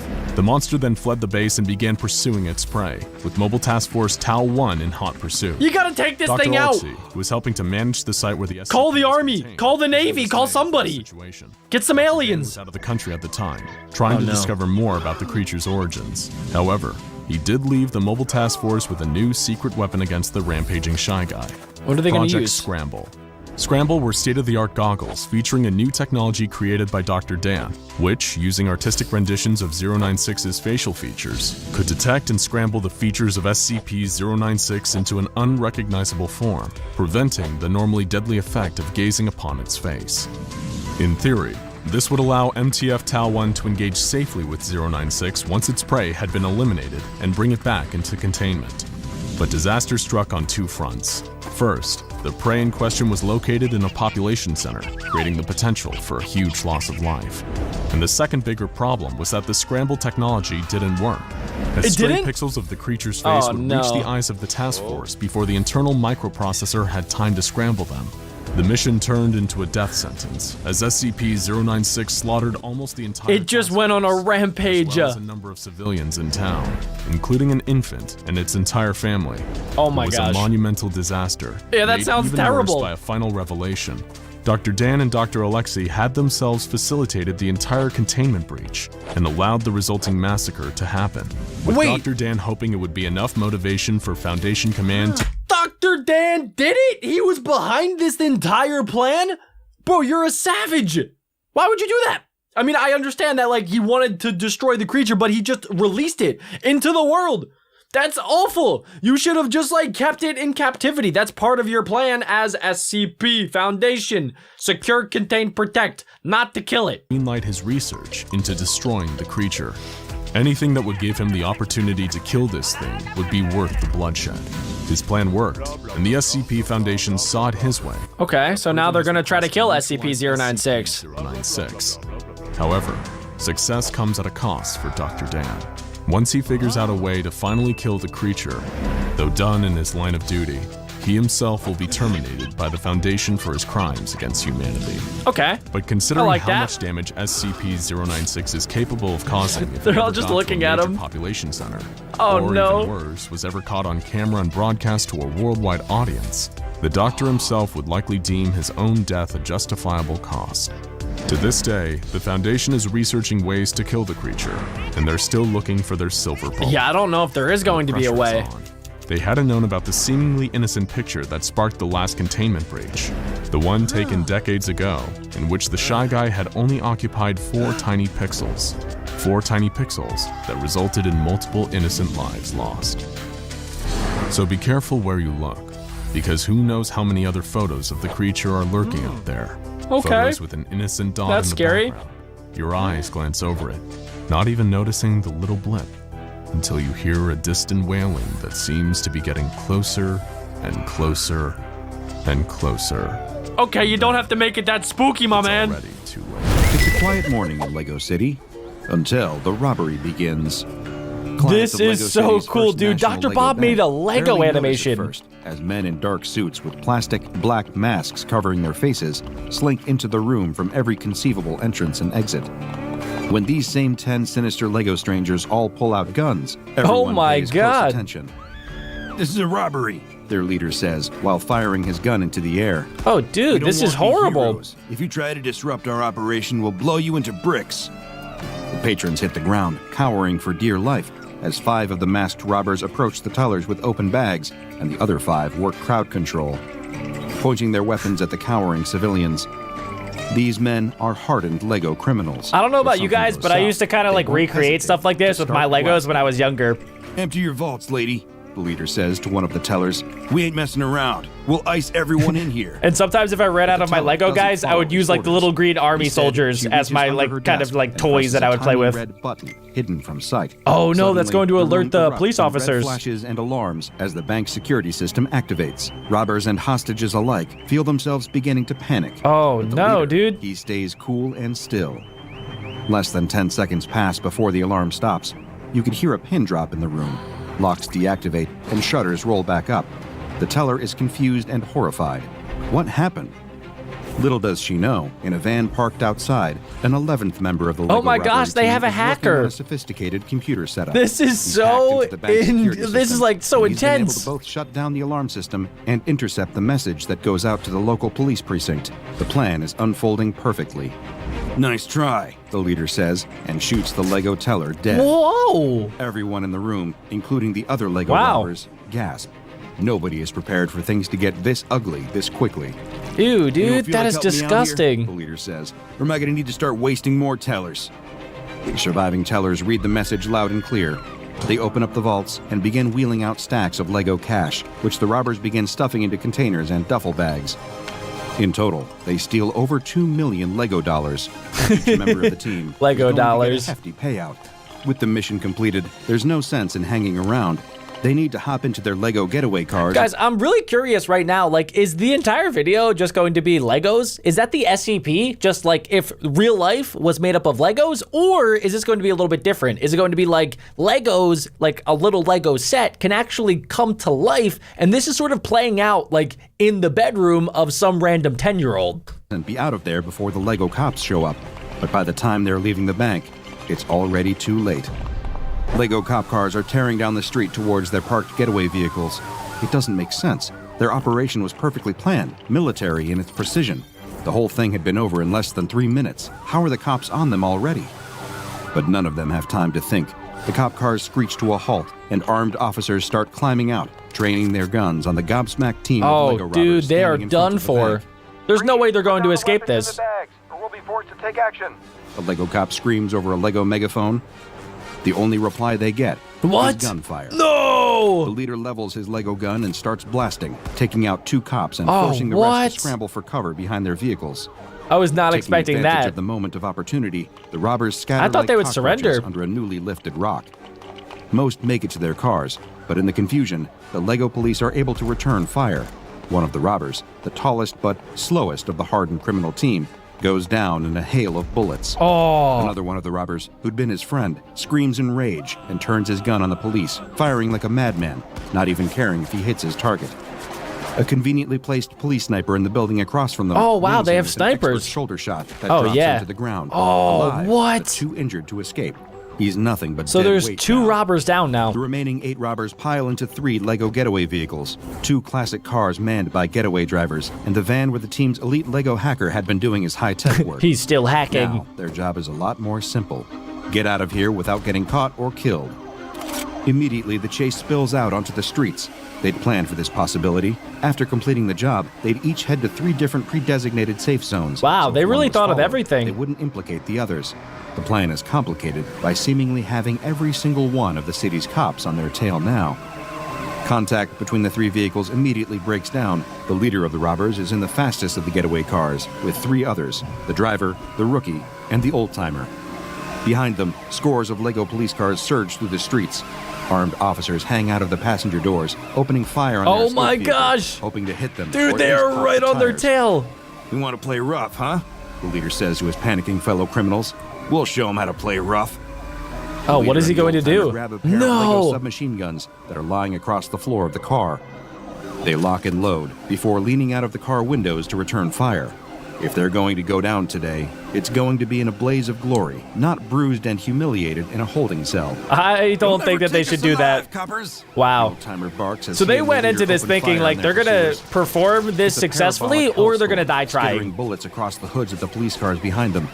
The windshields of even Lego police cars are reinforced to take this kind of punishment, but not for long. Soon enough, the surge of cars is buckling under the weight of fire from the leader and the old-timer. Cars are crashing into each Oh, other and wow. piling up as the criminals take off. What should No have been a way! simple robbery is quickly spiraling into a nightmare for all involved. They're gonna have like 4 The death stars in toll is GTA. already in the double They're gonna have the digits, and FBI chase on them goes soon. with frequent gunfire exchanged between the Lego robbers and their Lego boys in blue pursuers. Above all this, above the chase, above the gunfire, above the robbery, Oh, that's going to be like, almost yeah, look. godlike giants stare down on the whole chaotic This display. is exactly These what I godlike thought. giants are- So it's literally just like 2 kids watching their Legos come to life, which is like literally every kid's dream. There is another SCP kind of like this called Living Play-Doh, where it's kind of the same sort of thing, where Play-Doh comes to life and whatever you build with it is actually able to like come alive and start like performing and doing stuff on its own, just like these Legos are doing. This would be literally my dream. In fact, a pair of young boys, aged 8 and 9. That was Less than such an a hour cool ago, intro. These boys were just bored kids who'd run out of games to play on their Xbox. They had decided to go a little retro and switch up the Minecraft for a classic box of Lego. I mean, One of yeah, two the young boys original remarked, Minecraft is pretty "I think much my just dad has a Legos. big red box of Lego in his office. He probably won't mind if we use it." Of course, what the boy didn't know was that his father wasn't, contrary to his own Oh. belief, an accountant who worked in the Yeah, city. he works at the He was SCP actually a facility. mid-level researcher Oh my working with gosh. the SCP Foundation. Is that the hard to destroy reptile? Oh my He had a gosh. tendency to bring his work home with him. That's the worst metaphorically, idea and ever. In the case of some safe class SCPs, when given the proper clearances, literally. One such SCP was SCP-387. Guys, I don't know if somebody that works at the SCP Foundation should be bringing SCPs home, but I'm not gonna lie, if I worked at the SCP facility, I would definitely bring stuff like this back home. The living Lego, a toy that genuinely has a mind of its own. That is so cool. While completely inert and seemingly normal inside their red box, when removed and even partially constructed, the Lego comes to life Wow. and begins playing out its roles. Oh, From that's planes awesome. To tanks, to hospitals, to war zones. And these Lego creations are extremely committed to their parts. It's kind of like Toy Story After or the finding movie box, Free Guy. Young boys did what all children do when they happen upon a box full of Lego. They started building. Of And course. thanks to their vast juvenile imaginations, it didn't take long Whoa. for them to construct an impressive Lego city in the That's living room. awesome. So they basically But a created standard this city entire full of Lego running environment. smoothly is no fun. The boys needed to introduce a little extra excitement to the proceedings, like, say, a team of bank robbers. So I wonder if, like, these kids, once they started building, did they know that it would come alive? Because from what Dr. Bob just said, as soon as you start building these Legos, the SCP comes to life. So when they built the city, I'm sure, like, a lot of it already sort of like came to life, and then they're watching like normal people do their thing, just like going to work, maybe walking their dogs and stuff like that. And then since they're like 12 years old, they were like, no, this is too much peace and comfort. This is too wholesome. Let's add robbers. Which, I mean, I can't blame them. I would probably do the same. The one thing the two young boys don't expect is for the bank robbers, when introduced to the city, to start independently planning and executing a heist on the city's biggest bank. I mean, yeah, it's like Still, more there chaos are than you worse could have ways to kill a imagined. rainy Sunday. Back on the ground of the Lego City, the other getaway vehicles are running into trouble. The other car had initially managed to pull ahead. I from wonder the if they police, can, like, but while leave trying the to cross a SCP bridge, city. It runs into an unexpected roadblock. Literally, the Lego police have built a roadblock on the other side of Oh, the bridge. wow. And now, it's too late to reverse. The boys have to help them. Fire! An enraged Lego police captain yells to his assembled squadron behind the barricades, and they raise the guns and do so. Oh, wow, Lego no bullets way. pepper the getaway car. They can't drive through the barricade. All they can do is make a sharp left turn and hope to avoid the onslaught. Oh, they're gonna go inside the water. Instead, they smash through the Lego barricade and tumble off the bridge. Whoa. The car sails into the freezing Lego River, where the sudden cold paralyzes the robbers and the getaway driver inside. They go into shock and drown moments later. Oh, they actually Across died. the Lego City, Wow. the van containing the hacker, the getaway driver, and another robber had somehow blended in with the traffic and has managed to escape the relentless police chase. So they Everyone made it inside out the van okay. breathes a sigh of relief, knowing they've already done better than most of their fellow criminals tonight. If they manage to make it through, there will be much to celebrate. For them, the next stage of the mission is clear. They need to make their way to a warehouse in the industrial district, their designated drop-off area, where they could hide their stolen money and disappear like leaves in the wind. So guys, I have so many questions about this SCP. So the boys built this SCP like Lego City, and they made like all these little characters, but it seems like every single character like has their own life already, even though the boys just built them today. Like they have their own backstories based on like what they look like as Legos. It seems like, I don't know, there's currency, so there's like a whole economy system. It seems like there's even like water, they can die, they like bleed. So I don't know, it seems very intricate, and I'm wondering if that just like automatically happens as soon as they build the Legos. Like they just have a backstory, they know exactly what to do. They're kind of like pre-programmed NPCs a little bit. They've already been through the hard parts, the planning, the robbery itself, the shootout, and car chase with the police. They're out of the woods now. Or so they thought. When they arrive at the warehouse and drive inside, parking their van, they immediately realize that something is off. But by now, it's too late to do anything about it. What is it? They suddenly hear footsteps and the screech of tires as Oh heavy no, police they tactical got vehicles them. squeal into Somehow the they warehouse knew all where they around were them, gonna boxing go. them in. Lego SWAT team operatives climb out No of each vehicle way. and They have train their grenade weapons on launchers, the too. trapped van. One of them yells, "We have you surrounded. There's no way out. Drop your Wow. weapons and surrender if I was you not wanna expecting walk out of that. here alive." And so, with no other options, this is exactly what they do. When they exit the vehicle with their hands behind their heads, the Lego SWAT team tackles them and claps cuffs around their wrists. They'll likely be spending the rest of their lives in jail for this fiasco, but at least they get to live. I'm also kind of curious too, like, can the little boys that built the SCP Lego entire city, are they able to like intervene? Could they just like karate chop the cop cars and then help the robbers? Because I would totally do that if I was them. Across the city, only 4 members of the robbery team remain alive and free. The leader, the old-timer, the rookie, and the remaining getaway Oh, wow, driver, they actually all got of out whom narrowly okay. managed to escape the extensive police detail following them. It had been a mix of skill and blind luck. The leader knows that one thing about this whole situation has nothing to do with luck. With all the planning they'd been doing and the disabling of the bank's security system, how had the police been on them so fast? There's only one logical answer. Oh, there's an They'd been undercover set up. agent with them. One member of the team There's a was mole. secretly working with the Lego City police, and they'd sold the rest of them down the river. Oh The my leader doesn't know gosh. who specifically ruined this entire operation like that, Huh. but he intends to find out. Maybe it's the And when he old-timer? does, He's going to make them pay dearly for their betrayal. But for now, he stays quiet. He doesn't want to show all his cards before they made their way to the safe house, if it was even safe anymore. Still, they'll deal with that problem when they get to it. After a tense 10 minutes Also, of too, you have to think that whoever is the undercover agent is probably with them, since every other person was already killed, and the cops definitely wouldn't kill an undercover agent. So you have to think that the undercover agent is still in this car. silent driving, they reached the planned rendezvous point, another warehouse in the city docks, built against the section of blue carpet that the young boys who made this world intended to represent the ocean. Here, they'd wait for a speedboat chartered by their employers to pick them up and their ill-gotten gains. If they survive that long. The getaway driver parks the car out of view in the abandoned oceanside warehouse, and the criminals inside pile out, breathing carefully and stretching their little Lego legs. There's tension in the air. And of course, it's the leader who breaks the silence. Yeah, it's gotta be the "Someone old here hasn't timer. been entirely honest with us," he says, taking out his Lego handgun. Oh my There's no way gosh. the cops could get on us that quickly if they hadn't been given some kind of tip. Another grim silence falls over the room. The old-timer, the rookie, and the getaway driver share a suspicious glance. Who among them could be the imposter? The daring escape they'd managed to perform no longer gives them comfort.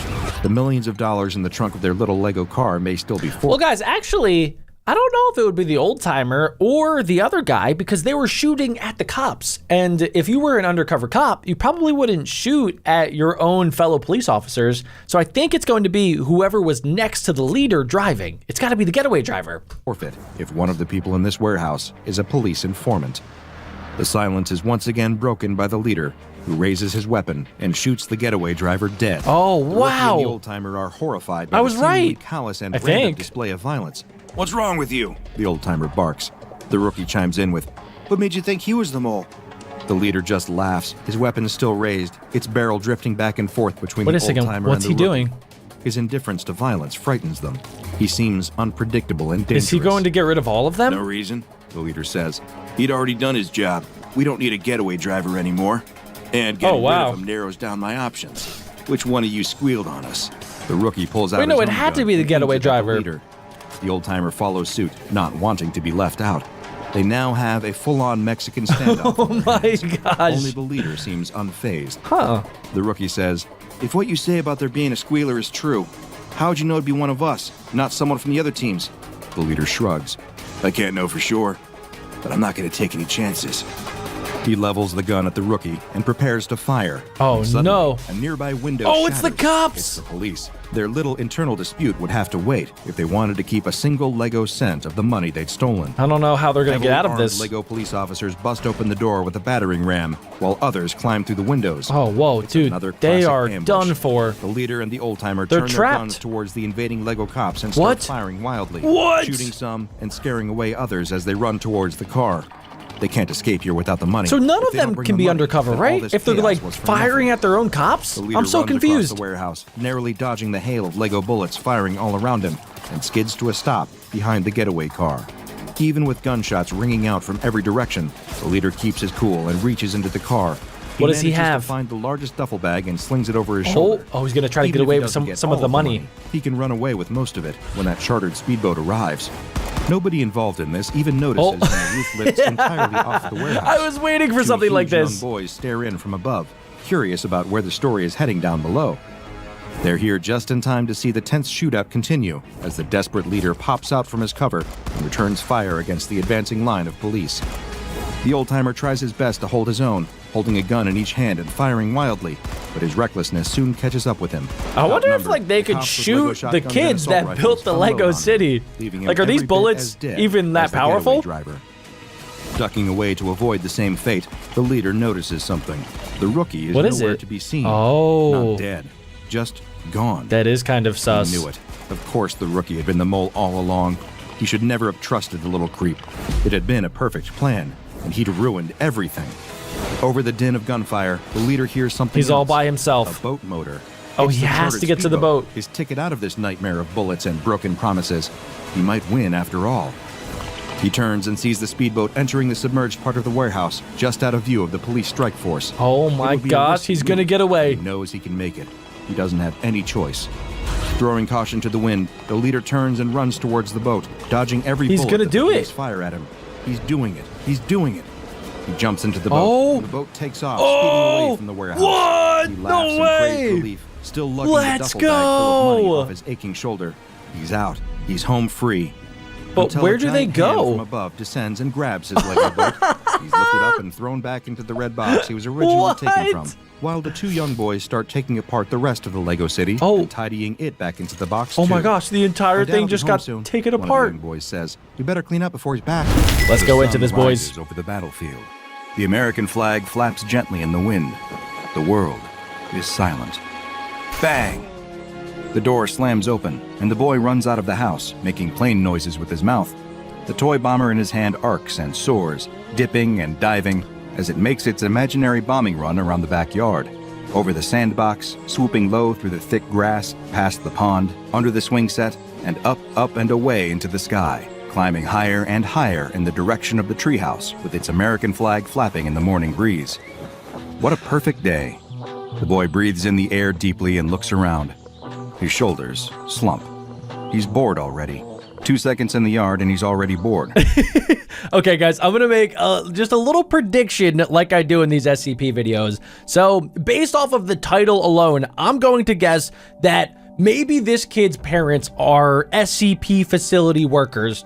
Maybe they're scientists, and maybe one of them accidentally brings home an SCP called militaristic Play-Doh, and the kid thinks it's an actual toy, and then he starts playing with it, and then the SCP slowly and steadily starts to take over all of his toys, and it actually turns into like the bombers and the tanks, and maybe even like soldiers that actually do damage and like can fight for you and stuff. And this guy will be the new president of the United States just because he has the SCP. That's my prediction. What is there to do out here that he hasn't already done? He's played in the sand, he's swung on the swings, he's climbed up to the treehouse. He hears the car engine kicking into life somewhere out front. His dad's voice carries over to him on the breeze. Oh. "I'm running late for work, I'll see you later. If you find my bag anywhere, don't go looking inside of it, just tell me where it is when I get home. Love you, bye." Okay, wait a second, guys. That is definitely it. The dad literally just told the kid not to do something, which obviously, what does that make the kid want to do? It makes him want to look inside of the flipping bag. This dad is stupid. The wheels crunch through the gravel driveway, and the engine sound slowly fades into the distance, leaving the boy alone in the backyard again, with nothing but the wind for company. Great. Now he's got to find something to do for the whole day. He throws the toy bomber to the ground in frustration. A wing snaps off and bounces away into the flower bed. Uh-oh. He'll need to fix that before Dad gets home.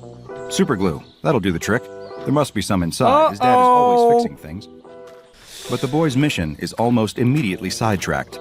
As soon as he steps into the house, he spots his dad's bag right by the back door, where he dude. always forgets to look. The boy looks at it curiously for a moment. He wonders what's in there that his dad told him not to look at. He'll just have a little peek. Okay, if the SCP is inside of this briefcase, that is the worst dad on planet Earth. How could you know, first off, that there's an SCP inside of your house with a child? Like, that is crazy. That is insane. And then you leave it there? You cannot leave the house knowing that you left an SCP at home, especially one like this, which is probably a Euclid or a Keter class. You can't do that. Not a proper look. He won't even open the bag all the way. Just a little look inside. If anyone asks, he'll say he was looking for superglue.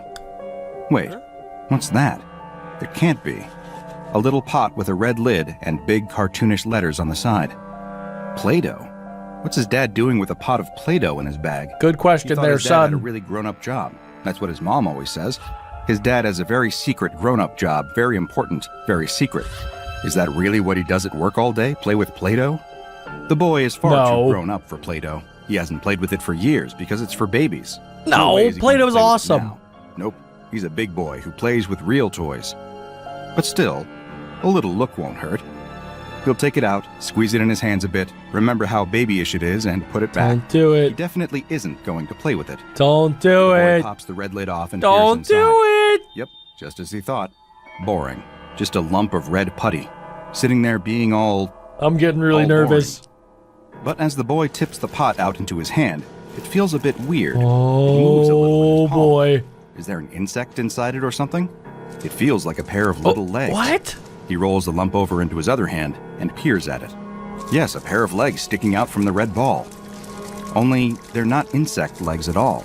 They're tiny, about the size of insect legs, but there are only 2 of them. Okay, guys, comment down below what you would do in this exact situation. You found your dad's briefcase, you take it out, and you play with the Play-Doh, and the Play-Doh turns out not to be normal Play-Doh, and it has little tiny legs that are kicking outside of the Play-Doh. What the flip do you do? Comment down below. Personally speaking, I'm pulling out the legs, right? Like, what else would you do, honestly? Either that, or I'd probably go tell my mom and tell her that dad is some sort of sorcerer that can turn Play-Doh into living people. But I'd probably do the first thing. They're totally red, matching the color of the Play-Doh, and seem to have a tiny pair of boots on the ends of them. The legs wiggle around helplessly, sticking up into the air, until all of a sudden, Oh. a hand appears sticking up out of the clay. Hello. It looks like a tiny person has somehow been buried in the Play-Doh upside down. The hand gets a good grip on the red ball and pushes and pulls at it, steadily freeing the rest of its body. until suddenly, It's a toy fully soldier. formed tiny man pops out of the surface. Roughly the size of the boy's That's so fingernail, cool. The little red man stands up straight Wow. and takes in his surroundings. Not only is the tiny person wearing boots, he's also got a backpack and a helmet on his miniature head. Does he have all a made of gun? Play-Doh. In fact, this tiny person looks just like one of those little green army man toys that his dad had when he was little. The little soldier looks up and sees the boy staring down at him, jumping back in fright. The boy laughs. He guesses he must look pretty scary to someone so small. He smiles at the little army man. The little army man very slowly lowers himself down to his knees, reaching down to the Play-Doh floor he's standing on. Well, is he gonna grab a The little gun? red hand seems to be feeling around for something in the putty. Oh, he's definitely looking for his weapon. Fascination. The boy stares closely as the Play-Doh No, under the soldier's squish him. hand Squish him morphs like into a the shape bug. of- What is that? A gun. Gun. Whoa. The soldier lifts the tiny red rifle to his shoulder and points it straight at the boy's eye. Oh no. He fires, and to the boy's surprise, something comes out. A stream of teeny tiny Play-Doh bullets pepper his eyeball. Oh my The boy gosh. throws the Play-Doh ball as hard as he can and blinks hard. Okay, A tiny good. scream goes. I thought for a second that the Play-Doh little toy soldier, when he built the gun would have like actual gun-like tendencies and he would have just like killed the kid. But luckily that's not what happened, and it actually just shot out little Play-Doh pellets. I still don't understand how that works, but it's way better than him actually like firing a real high-powered weapon. with it. The bullets didn't really hurt that much, but his eye is a little watery now. The tiny soldier has a real working tiny assault rifle. He's starting to understand why his dad is still playing with Play-Doh. Where did that Play-Doh go? He must have thrown it into the backyard. The boy runs outside and looks around. There it is, just next to the sandbox. He creeps up to the ball cautiously, trying to see if the little soldier is still there. Wait, hang on. There he is. No, there he is. Oh, Is there there's another one? more. He kneels and peers at the small crowd gathering around the ball. Oh my gosh, Can't there's quite so believe many. What he's seeing. Dozens of little men are milling around the red ball, with more marching out of it in formation every few seconds. Little red Play-Doh tents are What? being erected in a perimeter around the ball. But you would think they would run out of Play-Doh by now. I mean, look, they built... How many soldiers is that? That's like 69 soldiers, and they have 2 tents, and it looks like they still have a giant ball of Play-Doh left. I mean, honestly, guys, it is pretty cool. When I was younger, and I'm sure when you were younger too, and if you're still younger, like, this would be such a cool thing that if you had Play-Doh and, like, you built stuff with it, that it would just come to life. That would be the coolest thing ever. A couple of tiny soldiers chop down a twig with tiny red axes and start a campfire. A mini red jeep weaves its way How'd they through the make grass, fire? and a general hops out, with a cowering officer by his side. The tiny general barks tiny orders. It's difficult to hear what the man is saying, but it sounds like he's speaking English, only really high-pitched. He points to a group of soldiers who immediately rush over to the ball of Play-Doh and pull a ladder out of it. They rest the ladder against the edge of the sandbox, and a couple of them hurry their way to the top. Climbing up onto the wooden board, The pair of them split up, rifles in hand, checking the area is clear. Okay, it is kind of strange, guys. It seems like this militaristic Play-Doh has some sort of objective. Like, we don't know exactly what that is, whether it's to take over the world or to take over a sandbox. We don't know exactly what they're doing yet, and it's kind of making me a little bit creeped out because I don't know what their intentions are. I don't know what the heck they're doing, but for the most part, every single SCP wants something. Like Shy Guy, for instance, doesn't want to be seen, so he like hides and doesn't really, come into contact with people.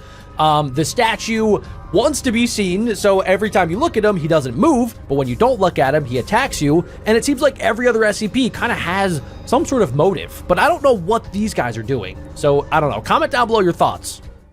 The general is the next up the ladder. He surveys the yard with a battle-worn wariness, eyes coming to rest on the treehouse. He pulls out his binoculars and takes a good hard look at it, studying every inch of the tree before They're going spotting to the flagpole conquer. rising from the top. Lowering the binoculars with evident satisfaction, the general points a tiny hand at the enormous tree and cries out an order at the top of his little voice. He said smash like and A high subscribe. pitch rises from the troops on the ground. They pump fists and slap backs. The army has grown already. As the boy looks back down at the platoon gathering in the grass, he sees a dozen more tents have sprung up. That is so A group of soldiers cool. stand in formation around the ball of Play-Doh, keeping watch in every direction. And there, a soldier sits on an acorn crying. Why? Helmet in his hands, he weeps openly. Huh? There is a red cross on the tent next to him. That must be the medical tent. The boy crouches down on all fours and peers inside the tent. There, on the tiny red bed, surrounded by tiny red nurses, lies a soldier. His legs are bent out of shape, Ooh. and he's crying out in pain. A doctor approaches and gives him the bad news before readying the saw. What? The boy sits back up. He can't watch. A high-pitched cry echoes from the tent, loud enough to dampen the commotion around the rest of the camp. The boy recognizes that scream. It's the same scream he heard when he threw the Play-Doh out of the door. That first brave soldier, defending his brothers in arms from the giant. What had the boy done? The soldier outside the he medical injured tent him. picks up the phone and informs the tiny soldier's tiny family what had happened. He had lost both his legs, but not his life. No. He was a hero. The battalion is mobilizing. So wait a second, are they going to attack this like 10-year-old kid named Jimmy? He didn't really do anything that wrong other than, throw one of their comrades and he had both of his legs chopped off. But other than that, I mean, he's pretty innocent in this war. Is it a war? What are they doing? What is happening? No time to mourn. Snipers climb the ladder onto the edge of the sandbox and set up nests all along the wooden beam as trucks rumble through the thick grass below. On the other side of the sandbox wall, a desert platoon makes its way through the scorching heat. Soldiers sit atop tanks, How much shaking the Play-Doh last do they remaining drops have? of doughy water from their red bottles and wiping sweat from their brows. All of them heading in the direction of the treehouse. The boy stands up, surrounded by tiny soldiers. He has to be careful where he steps now as they fill the Stomp grass on around them. him. A couple of tanks rumble between his feet, flattening the blades of grass as if they were as weak as, well, blades of grass. All of the soldiers, all of the equipment and vehicles, everything is coming from the little ball of red Play-Doh. And little is the right word for it. With every new unit deployed to the front line, the ball shrinks slightly. It's getting smaller and smaller by the minute. They're gonna need reinforcements. The boy rushes into the house and returns in just a few seconds. Oh, arms no! laden with Play-Doh. Why is he doing this, bro? I mean, honestly, if I was a 10-year-old kid and this started to happen, I'd probably do the same exact thing. I would want to see them take over as much as possible because that is super cool that your Play-Doh has come to life. Literally, your Play-Doh has turned into like an entire army. So I would want to see it play out. He's got every pot of it from when he was little. He pops them all open, one after the other, and throws them onto the ground in the midst of the camp. The only slight That is a nice touch that they're gray because honestly, mine also turned like either gray or brown because I would always combine the colors together and then eventually you just combine too many colors together and then it kind of turns into a mess. is that all the Play-Doh is that gross brown color that it goes when you mix all the colors together. That won't matter, will it? Gunfire breaks out almost immediately below him. The boy jumps back in surprise, stepping on a communications mast by accident. Tiny brown soldiers rush out of the Play-Doh balls all around the camp, diving into cover and opening fire. Wait a second, so the kid also had militaristic Play-Doh since he was a kid? There's no way, right? Because he definitely played with them before, but this didn't happen. So maybe the SCP-705 can spread to other Play-Dohs that are like in the area. The Red soldiers. It's a massacre. Red soldiers taking a rest from the front line, calling their loved ones, getting ready to go home on leave. lying injured in beds. All of them are gunned down. Most don't even have a chance to grab their rifles. One brave red soldier sprints to the communications mast and tries to radio the rest of the battalion, telling them what's happened, but the mast is destroyed. A stray bullet catches him in the side of his head, and he crumbles to the ground, just a lifeless blob of Play-Doh. The boy watches in horror as a couple of brown soldiers pick up the body and toss it into the nearest ball of brown Play-Doh. Oh my gosh! A dedicated team of them mix the body in with the rest of the dough until it's that same brown color. What? From the blob emerges a new brown soldier. The small red streak running across his heart is the only sign that he'd ever been a red at all. The soldier quickly disappears amongst the mass of helmets and boots. Oh my gosh, they turned him into one of their own.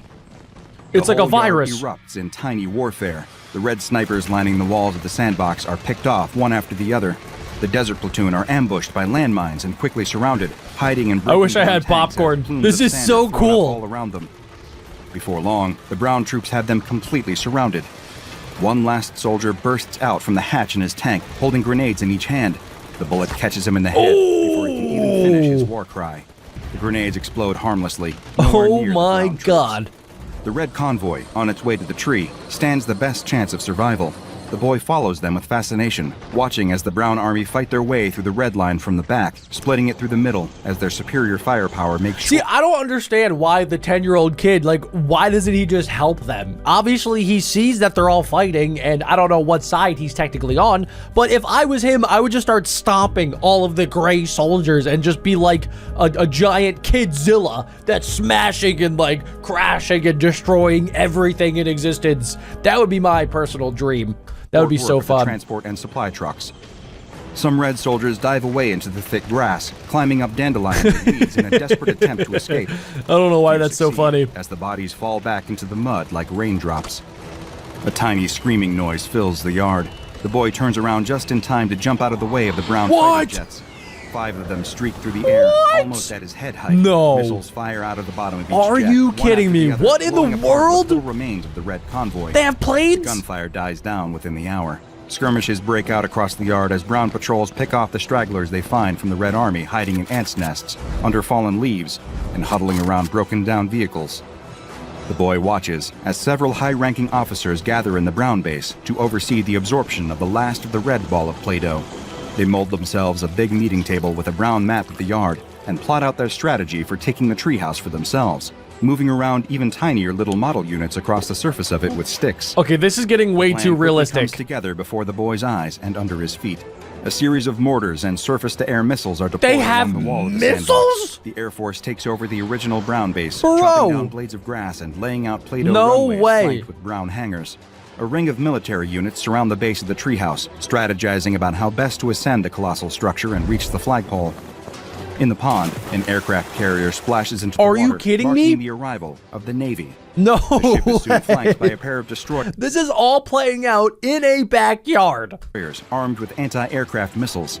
The boy is about to go over and peer into the water to try and spot a nuclear submarine. Nuclear submarine? Red soldiers, not much more than a single squadron, hunkered down around the base of the swing set. They've covered themselves in dirt and little clumps of moss to camouflage. They must be the forwardmost scout squadron, just far enough away from that original convoy to escape the slaughter. But what are they doing? The units are all gathered around a pile of leaves. There's something underneath. What is it? It looks like plastic. Of course. Oh, it's his toy bomber plane with the broken wing. Oh. Trying not to draw the attention of the brown army, the boy drops to the ground next to the red unit, doing his best He's to hide joining in on the grass. fight. The red soldiers are arguing amongst themselves. The general is there. He's survived, but barely, slumped against a blade of grass. The scouts' high-pitched arguing is a little too quiet for the boy to make out, but it's pretty clear what's going on. They need to get the toy plane working, but it'll be hopeless without the other wing. He lifts his head and looks around the yard. There it is, in the flower bed, but it's surrounded by brown troops. How could the red soldiers possibly fight their way to it and get back Just on help board? them. Just you go do it. The boy just gets up, walks over to the flower bed, and picks up the wing. In about 3 seconds, he completes an insurmountable effort for those little soldiers. Kneeling next to them, he offers the missing wing. The scouts all stand back warily. Just It's take the the general who wing. climbs to his feet and walks over to the boy. He looks at the plastic wing, looks up at the giant towering over him, and raises his arm in a salute. Salute! The others follow suit quickly. Thank you, and get to work Kidzilla. repairing the toy plane.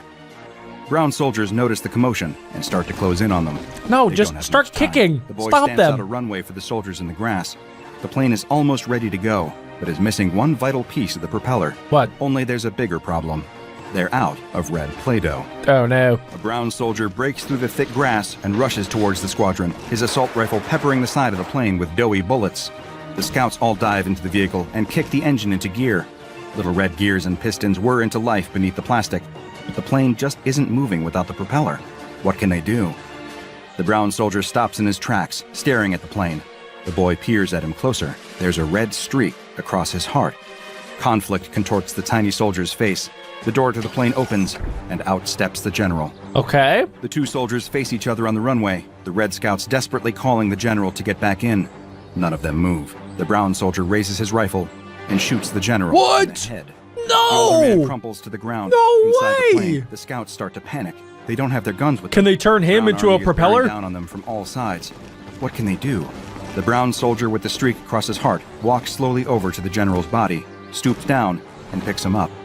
He carries the body around to the front of the plane. Yes, and that's without a what they're word, gonna do. Starts using the Play-Doh to build them a propeller. He Brown got soldiers turned into burst a through the grass, propeller. swarming the runway. They need to leave, now or never. The brown soldier places the propeller onto the plane. Thank you, and General. steps aside as the You will vehicle fly roars high. off along the runway. He salutes the ascending plane as one of his brown compatriots puts a bullet in his chest, right through Oh, his red heart. no. But the plane is already away, lifting off into the sky. The toy bomber dodges and weaves its way between the whizzing bullets. It banks hard, pulling the nose around inch by inch to face the treehouse. The pilot guns it, pulling the tiny stick back sharply. Imagine like the neighbor's kids are watching from next door and they're like, yeah, you're not allowed to play with that kid anymore. He's weird. It seems to take an age for the bomber to climb.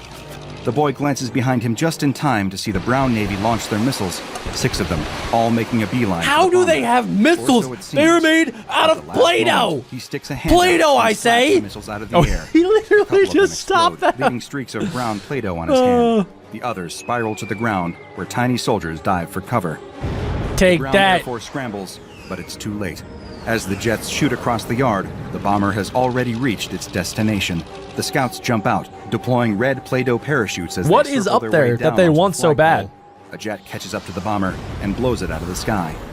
The scouts don't have time to mourn their lost pilot, or any of their dead for that matter. Quick as they can, they cut the American flag free. As it flutters and floats down to the grass, the squadron unfurls its replacement, a red rectangle of red Play-Doh, barely a couple of inches rectangle. across. One of them pulls a bugle from his pack and plays the highest Does that pitch mean version they of won? the last post you could ever hear. The whole battlefield falls silent to listen. The boy places a hand over his heart just as the first drop of rain hits his shoulder. From somewhere inside, his mom's voice calls. It's about to start raining. Come inside before you catch a Does cold. she not I'm see making this cocoa." happening? The boy grins and runs into the house.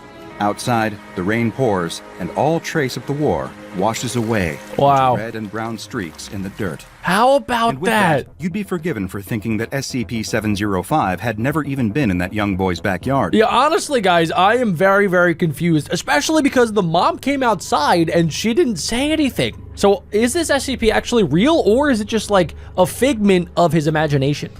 Most adults would just dismiss the boy's afternoon entertainment as a figment of a child's imagination, but most adults have not encountered SCP-705, otherwise known as militarized Play-Doh. The results of a redacted megacorporation's research into creating a self-molding product. The specific mechanics of how this militarized Play-Doh was created are hazy, to say the least. What is known is that the small red blob of what appears to be the popular children's sculpting toy exhibits aggressive militaristic tendencies. As soon as the 5-ounce pot is opened, SCP-705 activates, forming itself into miniature Play-Doh soldiers. Each unit comes dressed in detailed and accurate military fatigues, carrying miniaturized weaponry and equipment, all of which... Yo, I know Toys R Us is out of business, but I don't know. Somebody has to take notes and make this real, just a little less deadly. identically to their real-life counterparts, aside from one small detail. Everything is made entirely from Play-Doh. When active, SCP-705 can divide into hundreds of infantrymen, each of which seems to have some level of personal autonomy. As of yet, no hive mind mentality has been observed between the soldiers. They all communicate as their real-life military equivalents would, through barking orders, strategizing, and working together. Upon activation, each instance of SCP-705 is highly territorial, seeking to take immediate control of the nearest location or object that seems to be of strategic importance. That's so funny. This could be anything from a coffee machine to a treehouse. Coffee What appear to machine. be innocuous household objects to us pose an incredible tactical advantage to the tiny soldiers, many of whom are willing to sacrifice their lives to take control. The longer this militarized Play-Doh is allowed to roam free, the more advanced the military unit becomes. Oh, Leadership cool. figures emerge, battle plans grow more and more advanced, and technology improves. While the Play-Doh may initially take the form of a handful of infantry units, if left to their own devices, these units will soon be riding on the backs of tanks, firing miniguns through the doors of attack helicopters, or even developing rudimentary navies and air forces. And That of course, part's you have seen crazy. what happens when SCP-705 comes into contact with a regular pod of Play-Doh. The otherwise harmless putty will take on the same characteristics as this militarized Play-Doh. If the two groups of soldiers are the same color, they will form an alliance. If they are Oh. different colors, well, that's where the fun begins. Containing SCP-705 is relatively straightforward. Simply gathering all Yeah, of it the seems Play-Doh pretty together easy. and putting it back into its 5-ounce pot with the lid closed will neutralize the tiny army entirely. This, coupled with how harmless the tiny, doughy bullets are, means that SCP-705 requires little security. It is housed in Sector 2 safe SCP containment with the lid closed. The only accidental outbreak that has occurred since its containment has been in the break room, when a researcher accidentally left the lid open while they went to the bathroom. When the researcher returned, all they needed to do to rescue their coffee from the clutches of a crazed Play-Doh general was brush a few soldiers off the counter. This is a day SCP-705 still talks about often, with deep fear and reverence. If you want to support this important mission, Oh, that is so cool. That is honestly way better than I thought the SCP would be. It's honestly probably a safe SCP since it can't do any damage to really anything but other Play-Doh soldiers.